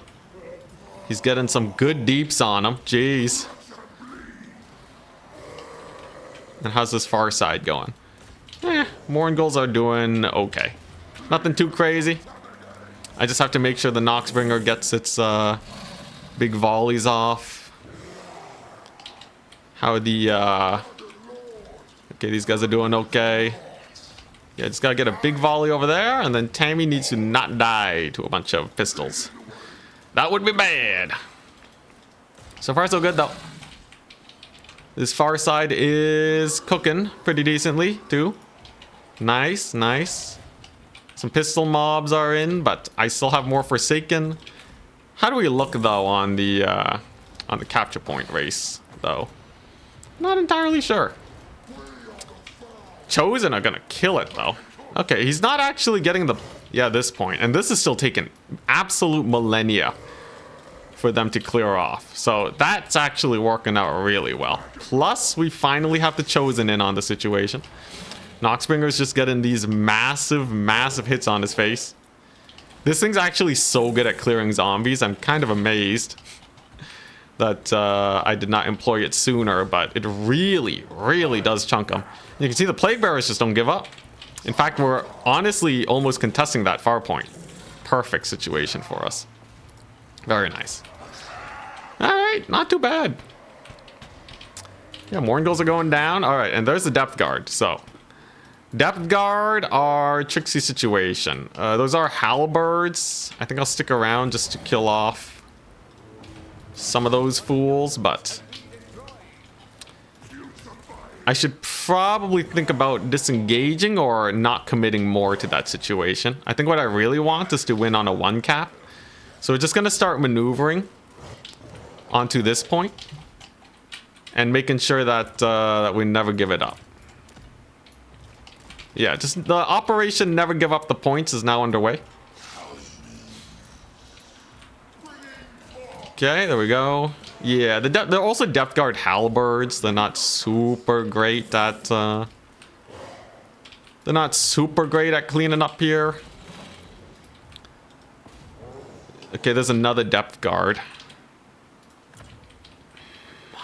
Yeah, I think I do want the Sorcerer Lord now. If it's gonna be Depth Guard spam, definitely get the Sorcerer Lord, right? Definitely, definitely. Noxbringer. Get the pile driver in. Okay, Tammy can get in there too. How's the stalling going? Very well. I just gotta make sure he doesn't push into this backfield situation. In the meantime, I definitely want to get the heal on Tamarcon. Okay.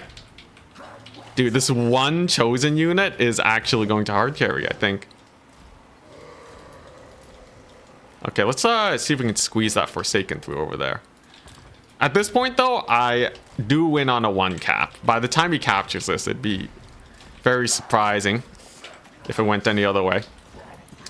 So, I think I just have to hold on to this for a decent amount of time. Run, Forsaken, run! Yep, there we go. Festering Stooges, of course, are never going to give up the point. Okay. And then we can start pulling back. Because Tammy has some murdering to do. So there's a Depth Guard polearm. Definitely want to start bullying them. And I'm just going to draw these ones into the trees. And if I can kill the White Kings, that's just going to delete any form of capture weight he might have. Love to see it, love to see it. And yeah, now he's worried about this point being captured, which is exactly where we want him to be. So all I really got to do is make sure I keep spamming some dudes here. And making sure that they never get on the point. I think if I do that, I'm fine. After that, it's just kind of spamming Buna up the wazoo. Endless, endless Bunas. There you go, that White King ain't making it. And this one's not going to be too useful. So let's wheel around, my big boy. Buna absolutely cooked the Depth Guard, by the way. A little bit of a, ooh, beautiful bombardment, man. Dude, Noxbringer. Killing it today. You'll love to see it. Tammy's, again, a little snippet sniped, but he can run to the trees. And then you can see it's going to be a little bit of a play for the points. But I should be okay. In fact, I feel so okay, I'm going to go for this last point. Tammy doesn't need to get in there. We're just kind of, yeah, using that Noxbringer. Gonna get another Buna on the Depth Guard polearms. Make their life absolute suffering. And over here, he's focusing on the Forsaken again. Exactly where we want him. Alright, Tamarcon, just don't die. Just don't die, buddy, and we're good to go. That's just a zombie deckhand. Though I think we just kind of want to hunker down on that last point. I think eventually they're probably going to get this one, right? I think that much is very likely. Let's get another heal, actually. Jeez. Yeah, I just need a last stand on this point. Get all of the fools in there and we're good. I will have yet another big ol' Buna, though it wasn't needed. The Chosen are absolute just chatting it up. Quarter HP. Leadership still going fairly strong. Okay. Yeah, I think we got it. I think we got it. It's going to be a race for this last point, though it's probably going to be a multi-minute fight. He decides to tap out instead, though. And that's going to be victory. I think he might have been able to go for the last point, but... Whew. I guess he didn't feel that way. Noxbringer absolutely won me that game, by the way. Killed all the capture weight. Bro will take 1,000,000 pistol shots before risking a single Fury. It worked out. Thank you very much. I need that capture weight. I'm not losing a Plague Bearer, so I can stop pistols for shooting for a second. Noxbringer got 344 kills. Absurd. Didn't get a lot of value, but it killed all the capture weight, which is super important. For a matchup that is typically favored for Nurgle, I think Scrambled Eggs made it very scary. The Crabbo maxing was actually pretty sick. If I didn't have the Chosen, I would have been screwed. Thankfully, I did, and they got 2,099 value. Actually insane. We've done it. We believed in the Chosen, and they cooked for us. Buna Caster was great. For the short time they were there, they got 1,100. That means they paid for themselves.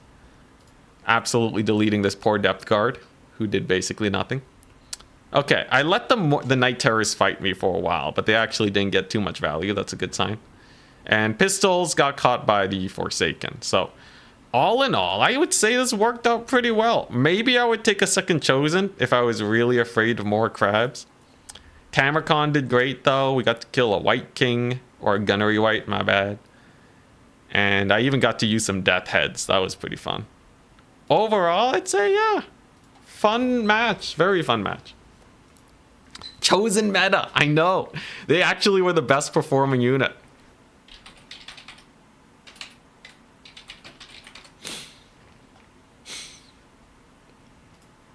Insane. I can't believe it.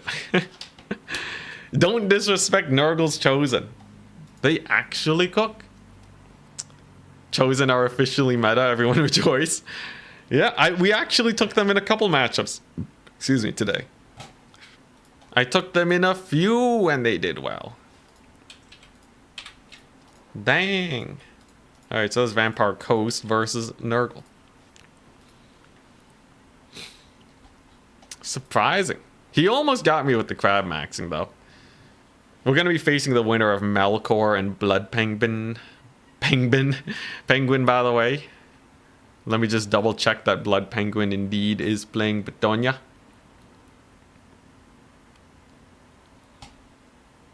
We can also look for Melkor's faction. Melkor is playing Norska. Alright. Going for the sick Norska play. Norska versus Nurgle. A little sketch. I'm gonna need a good map for that. But if Blood Penguin... Yeah, they are playing Betonia. I think they can do okay. And they did beat Melkor. Okay. Alright, you guys think we can beat Betonia? This is the final countdown. The big test. Edge of the Darkwood. It's a terrible map for me. Ban Edge of the Darkwood. Against Betonia, just the widest map. Alright.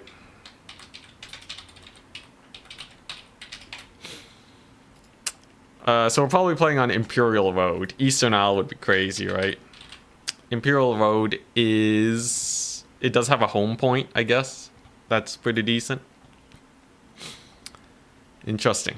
Yeah, and he wants to play on Imperial Road. Who would have guessed? So, a big question.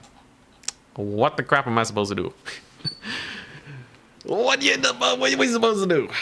Versus Batonia. They can get a really mean mobility squad. They can go to mass infantry. Blood Penguin or Plague Penguin. I don't know why the in-game name is different. They like to go more infantry heavy. The talk about this matchup on big versus small maps is quite important. I was pretty sure I would see good old Penguin here in the finals or semis. Just chosen max easy. I'll do my best. But yeah, if we see a bunch of Petonian peasants, I'm sweating. Or maybe not. What if I do this? This is good against both builds. This is okay. Yeah, it's just okay, I guess. Let's see. I think it's better to have those in reserve. So the big thing here is you don't want to get mobility max. If Batonia goes for the Moby max and you don't have a chunky, staunch line of dudes, you're dead. Max out Furies, max out Plague Riders. Toad Dragon, you mad lad. Furies get dumpstered by Pegasus Knights. I have tested it so much in the Slanesh matchup. Nurgle Furies are just worse. I would expect max death if I were to do that. I could take Angels of Decay. And maybe we can start winning the air game. But even so, with Alberic giving his anti-large buffs, I'm pretty sure any hope of winning the air game is impossible for me. Unfortunately. But that does not mean I am without options. In fact, there are plenty of things that can be done here. For example, this. For example... You know what? Maybe this ain't too bad. For example, this.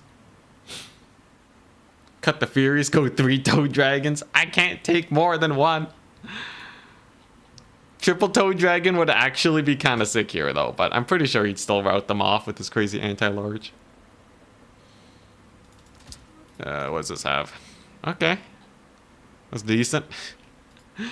It's decent, I guess. Batonia definitely can be very annoying.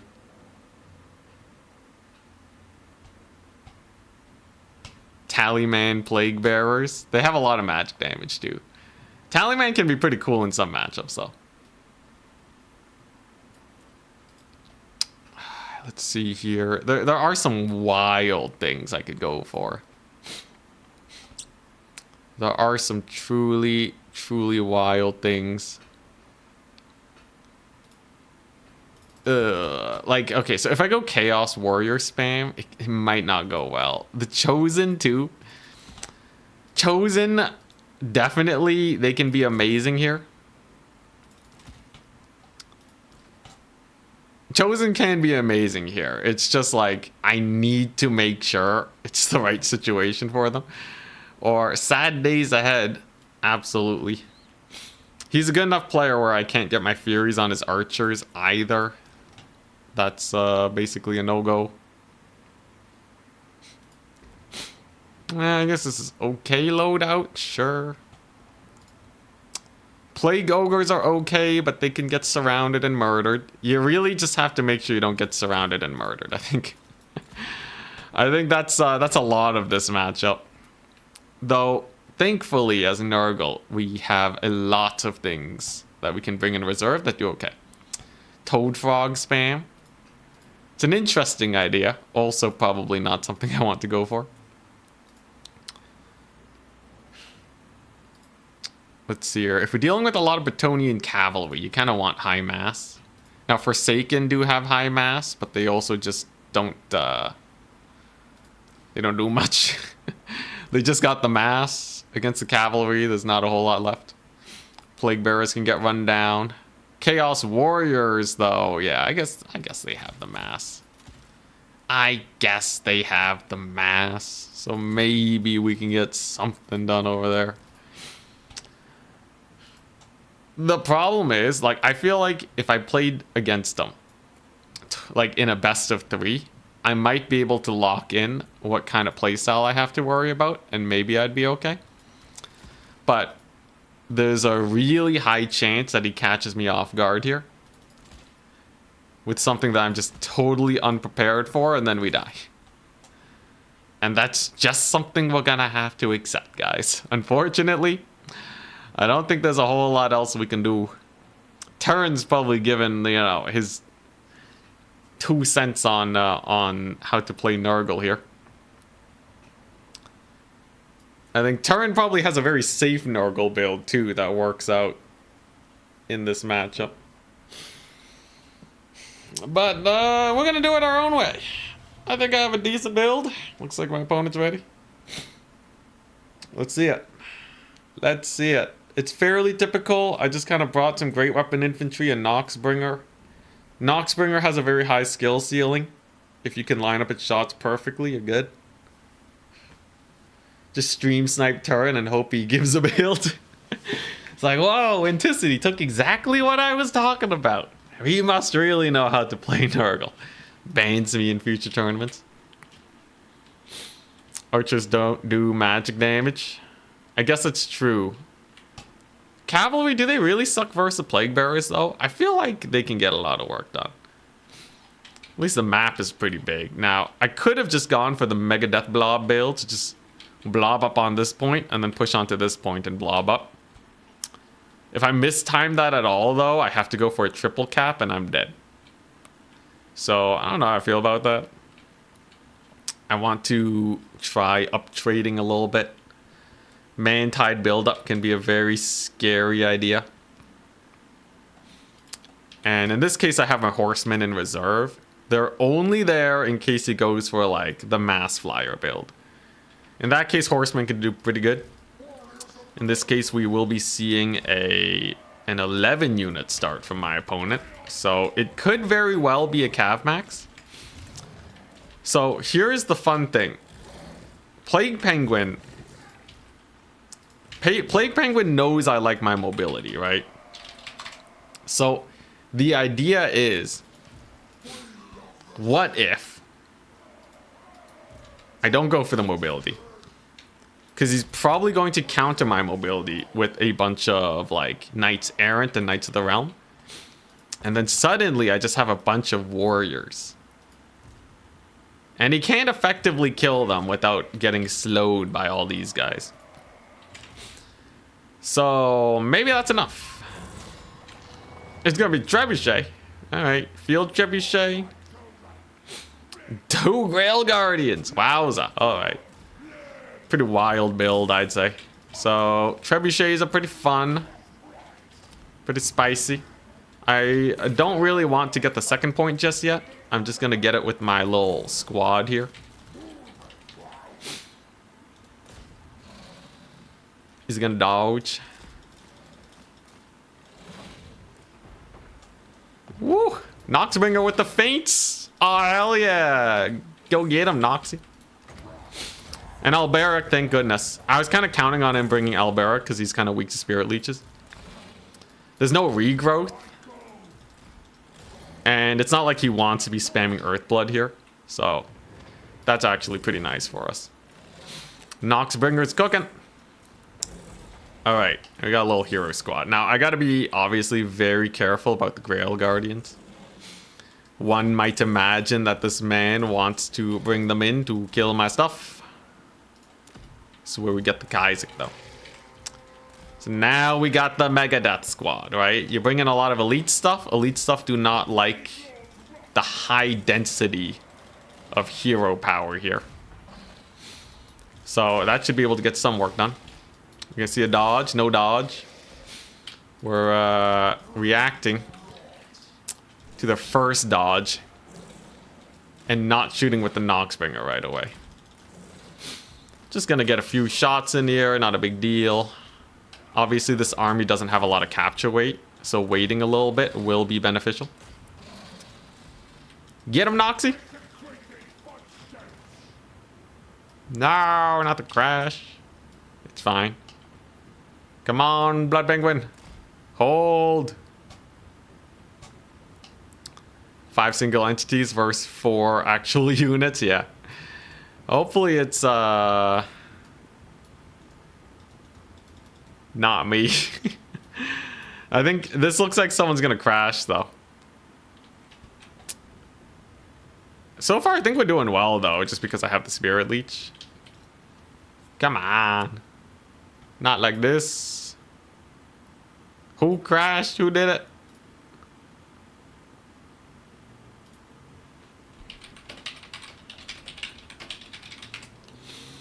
I think it might be Turin. And then we might have to send him the replay. Maybe it's Turin. Anyways, I just gotta Spirit Leech Alberic some more.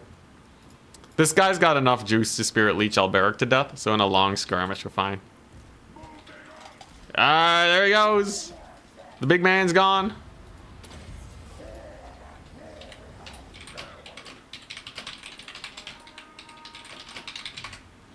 Alright, I got 6 Spirit Leech. I messaged Turin. Okay, he says just play. Alright, we're good then.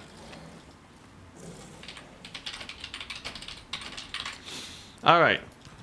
And I sent the message to Plague Penguin. So this is actually a pretty good situation for Horsemen now, since we've already bruised the human archers. So now Horsemen can absolutely begin to cook. Let's get a little bit of a pot shot here. Very nice. And yeah, at about the 500 ticket mark, I want to think about getting in here. These guys are literally just here to stop them from pushing too far into my backfield. At the end of the day, I probably do want to get chosen, now that I think about it. Whoa. Alright, there you go. There's Spirit Leech. Very nice. Yeah, I probably do want to get some chosen here. He doesn't have the big flyer, so it's not like I need Plague Ogres right now. Spirit Leech is going well. Love to see it. Alright, so maybe I start moving some infantry. Maybe I don't. Chosen actually don't like the trebuchets very much. Obviously, the guy's going to be bullying them. So maybe I do go Plague Ogres, but they also don't like the trebuchets. I guess I can go for these guys. Alright. I think we start moving out now. The time is now to make a play on my dear old opponent. Going to go in. Get that sick engagement. And we're going to get that damage reflect. This is going to be very painful for him. As the damage reflect, it really does well against the Cav. There we go, and that's gonna force a disengage. You'll love to see it. And that's gonna put us in a good situation. Now I have the Chosen coming on in. Should be able to steal the point very soon. I got a Spirit Leech on good old Alberic over here. And is he going for it? Oh my gosh, dude, what a mad lad. Why can't I attack him though? There we go. Alright. Kind of weird for a second, but sure. Okay. And then I guess I'll save up for Plague Ogres now. They'll definitely be doing good. But yeah, oh boy, Alberic taking the big hits. Not a very pretty situation for him. You can start getting the Chosen in there. And I should be able to get the point in time to win on a low amount of capture. At least, or on a 2 cap. At least that's the hope. In the meantime, I'll just keep Spirit Leeching the guy. It's not like he has the greatest magics to heal that back. Isaac's chilling. There you go. And he's gonna go for a big play. Now, I did kind of walk into this bad situation. But you gotta remember, we have a Beast of Nurgle. And the Chaos Lord is strong. He has a Mega debuff. And even though the Green Knight is also participating in this situation, I don't think Alberic really likes us too much. Indeed, Alberic has taken lots of damage. We're going to chuck the slow down. We're going to walk forwards with our armor. And that should do pretty well for us. So I just got to make sure this point doesn't fall. Green Knight is going to get pummeled into oblivion here. The Cav charges are super lackluster right now. And okay, and I still have, I still have Marauder Horsemen. They'll be great. Just gotta make sure this Lord don't die. Just gotta keep him nice and safe. Comfortable. Maybe Spirit Leech the Green Knight. I think once the Green Knight's dead, there's very little that can be done. Okay, here we go. There's the Spirit Leech. And I just gotta keep this dude alive. Let's see if we can squeeze him through. There's a lot of SEs here that'll make it a little bit more difficult for that. Spirit Leech, unfortunately, did not get that full connection. Whoa. Just give him the run around. Okay, and now you can start seeing some desperation plays. We're sending some Knights of the Realm to the flank. Gotta keep an eye on that flank, so we're just gonna rotate the camera over here. What are those? Yeah, just some Knights of the Realm. Not a big deal. I don't think that'll get taken anytime soon. And the Chaos Warriors, of course, are still absolutely amazing here, right? Alberic's going to be slightly problematic, but not the end of the world. Noxbringer does have magic attacks, which is perfect. Jeez Louise. You trying to die, good sir? Let's pull him back. Okay, not too bad. I will be able to start jumping these peasants very soon. Pretty good. And Green Knight will be getting rather low. Though he is trying to hunt down my caster. I don't like that. So let's give it some debuffs. Isaac can definitely get in here. Oh, okay. He wants to tussle. I don't know if this is good for Alberic. He might actually get dumpstered here. Do I Spirit Leech him? I think if I can rout him off, that'll reduce his passive, right? So I think we just want to go for this. Yeah, that's what we're doing. All right. Alberic getting worked on. I will need a horseman ready to chase him off in case he does rout. Unfortunately, I am not able to get the rout, but I am able to catch like all his cavalry. Essentially, he had to make a very big sacrifice to save this guy, which we very much appreciate. Very nice. So we're just going to continue the grind. We still got lots of value. He knows he has to throw me off the point eventually if he wants to win this. And that's certainly a good position to be in. Some Grail Guardians are here. Got to be a little wary of them. And my horsemen are doing okay. Nothing too crazy. Alberic's back at it, though. Going for the Noxbringer this time. All right. Ooh, Lord's going to get a charge on him, though. I don't know if he likes that. Kaizek, too. This could be huge.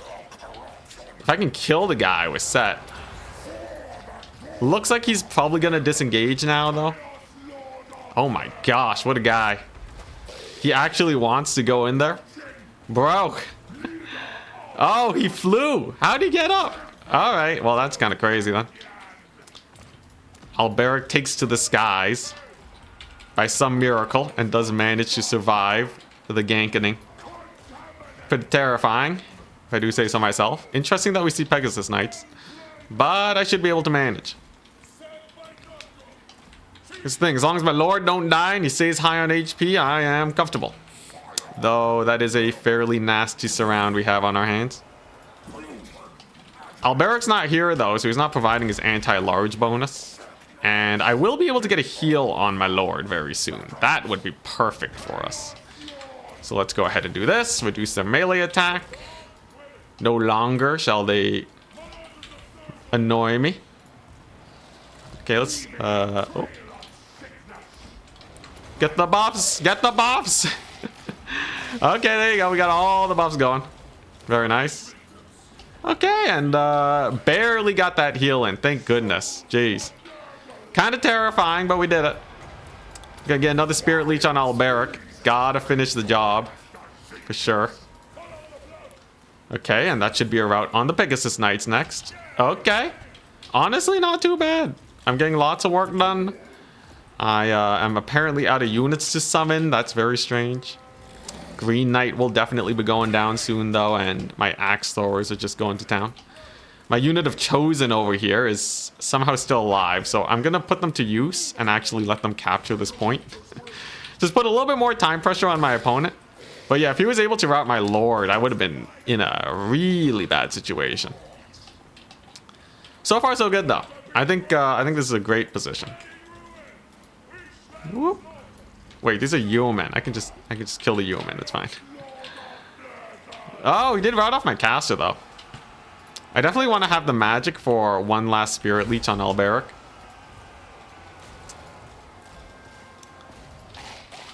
Okay, Kaizak doing his scream. The Kaizak scream. Oh, but I'm gonna get that triple cap though. That's gonna be very painful for him here. Though killing the Noxbringer is definitely a big dub. However, Caster Lord is back. Just gotta give it an attack command so that he regains his leadership.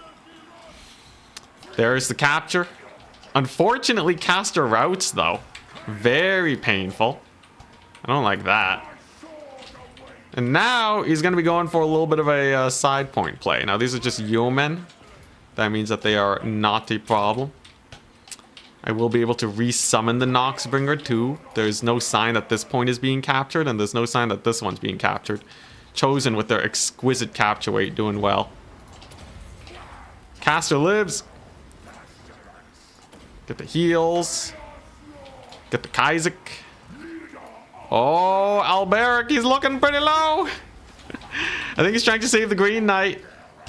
Oh, Nelly, here we go. I got that overcast Spirit Leech. I wanted it real bad. Yes, indeed. Come on. Die, you fool. Alberic, he's getting low. His leadership's wavering. Dude, the Chosen are actually indestructible. I can't believe it. Who would have thought that Chosen of Nurgle were good? Apparently everyone, but I will say, surprisingly sturdy. You know, it's all about taking them in the right circumstance. Whipping them out strategically. That'll do it for you. But with Alberic running now, our chances of victory have gone up dramatically. Whew. I might lose the middle, though. That's kind of crazy. He's got the peasants on the point. Insane. Green Knight's getting low, though. I think I do want to save up for another heal on my dude. But at this point, we win on a 1-cat. So, as long as we can stick with that, I am perfectly happy. I have insane money for some reason. I'm at 16 out of 18 units. Weird. I should have desummoned.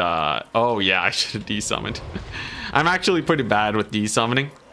It's generally not the most important skill in the world. And as you can see, it's going to put us in a bit of an awkward situation. So we're going to see a big old pull over here. Oh, the Spirit Leech. What a hero. He's going to do it. What a Chad. Gets one last Spirit Leech on Alberic. Gets some taken to Pound Town. Now, he's going to get this point, but I don't know if he's going to be able to come back here in time. That's what we're going to be banking on. I have a bunch of slows, right? We have a whack load of slows. I'm going to have the Noxbringer back. Green Knight is technically still alive, though. Yeah, there he comes. Get the slows! Get the slows! Realistically, I only have to recapture a point for like half a second, though, right? And then we're good. Okay, here we go. Noxbringer is back. Get the Fire at Will on. Green Knight actually still has a decent amount of HP.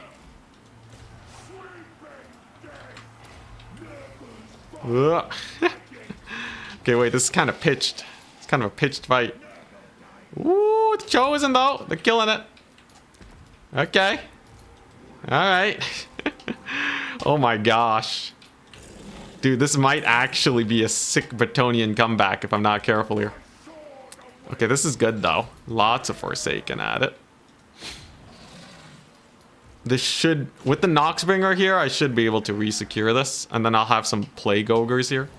But I actually gotta secure a point if we want to win this. Oh, jeez, this is gonna be close. Ain't it? Oh, wait, dude, he might actually come back. I think I need Plague Ogres here for the deeps more than the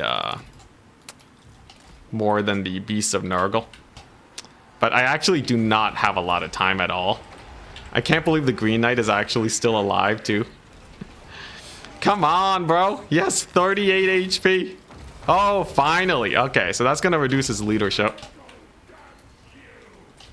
Shh. Okay, and I am finally starting to get the point. That's good. Okay. He gets the emergency trebuchet. Oh, boy. All right, here we go. This is a decent amount of capture weight, though. I just have to secure this in time is all. So that's a good terror route. And I should be able to get more soon enough. Okay, we shoved him off. Good, good. Oh my gosh, but he might win on a... he might win on a low capture. He might win on a 2 cap. Yo, that'd be wild if it works. Come on, Noxy. Do I have abilities? Oh, he surpassed me in points. Oh. Dude, he's gonna do it. Holy crap. After the Alberic snipe? You're kidding me. Wow. Oh my gosh. What a tussle. Jeez Louise. GG, well played. Dude, that was crazy. I can't believe it. He actually just outcapped me with the million cap. Oh my gosh. Wild. What a wild game. I can't believe it. I thought I was going to be able to get back that middle with the triple hero. I thought they were totally going to do it, but they didn't. If I went to the home point and just full stacked it, I think I might have been able to do it. Because I would have had the reinforcements, but it was going to be tough either way. Jeez. Legendary throw. Yeah, I kind of got comfortable at the end. Although, I don't know if there's a whole lot I could have done differently other than maybe try to tackle another point. There's obviously going to be a lot of minor stuff that I could have done, but... Dang, man. I can't believe he actually found the capture weight. With the loss of the Green Knight and Alberic. Dude, the Green Knight living at like 2 HP though. Wild. Well, that's the one loss for today. Nurgle. How could you fail me? Dude, how does Knights do? So the Grail Guardians did really well. Caster was just healing Alberic to the max. It was a good game. Trebuchet did pretty good. Got a lot of value. Mounted Human got a lot of poking. Honestly, I didn't need the Horsemen. The Marauder Horseman axes were really bad for the build.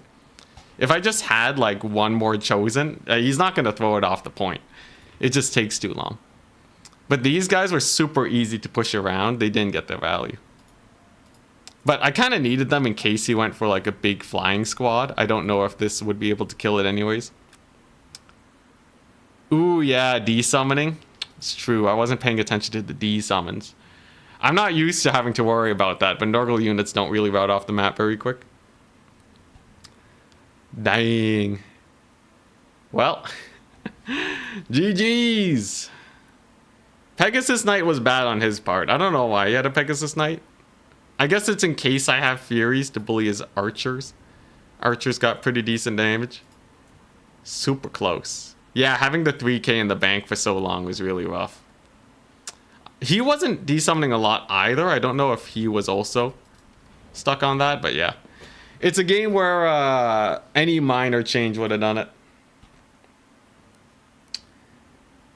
The archers are sitting unbothered on the point. How is that supposed to get to the archers, man? There was like the Green Knight and a bunch of cavalry all around. I don't think I could have jumped them. I think the biggest play that was kind of on me that I could think of was the desummoning. Having some Chaos Warriors earlier on definitely would have saved me. But yeah, I don't think I can really push the archers without like getting these guys out of position. I was already down trading a decent amount too. Yeah, I could just cut the horsemen and be like, screw it, come fight me. Let the flying squad come. And it'd be okay, but... Dang. Very close match. Fun one, though. I am no Nurgle main. Plague Penguin is a Betonia main through and through. So I can get it pretty close, that's nice. Although this matchup is, generally speaking, is not bad for Nurgle. The map was not bad either. Like, I think this was very playable. Dang, super close though. Oh my goodness. Such is life though. GG's! Hope you guys have a wonderful rest of your day. I guess I can raid Turin on Twitch. Let's see here. I'll go ahead and get that started. You can find him on the YouTubes, of course. Yeah, we'll get that raid started. Let me see if I can find a link, because his YouTube is not set up to be raided. Such is life. But here you go. Here's a link. Peace out. Have a wonderful rest of your day, and don't spoil the results of the game. Otherwise, I will permaban you. Peace, and have a wonderful rest of your day.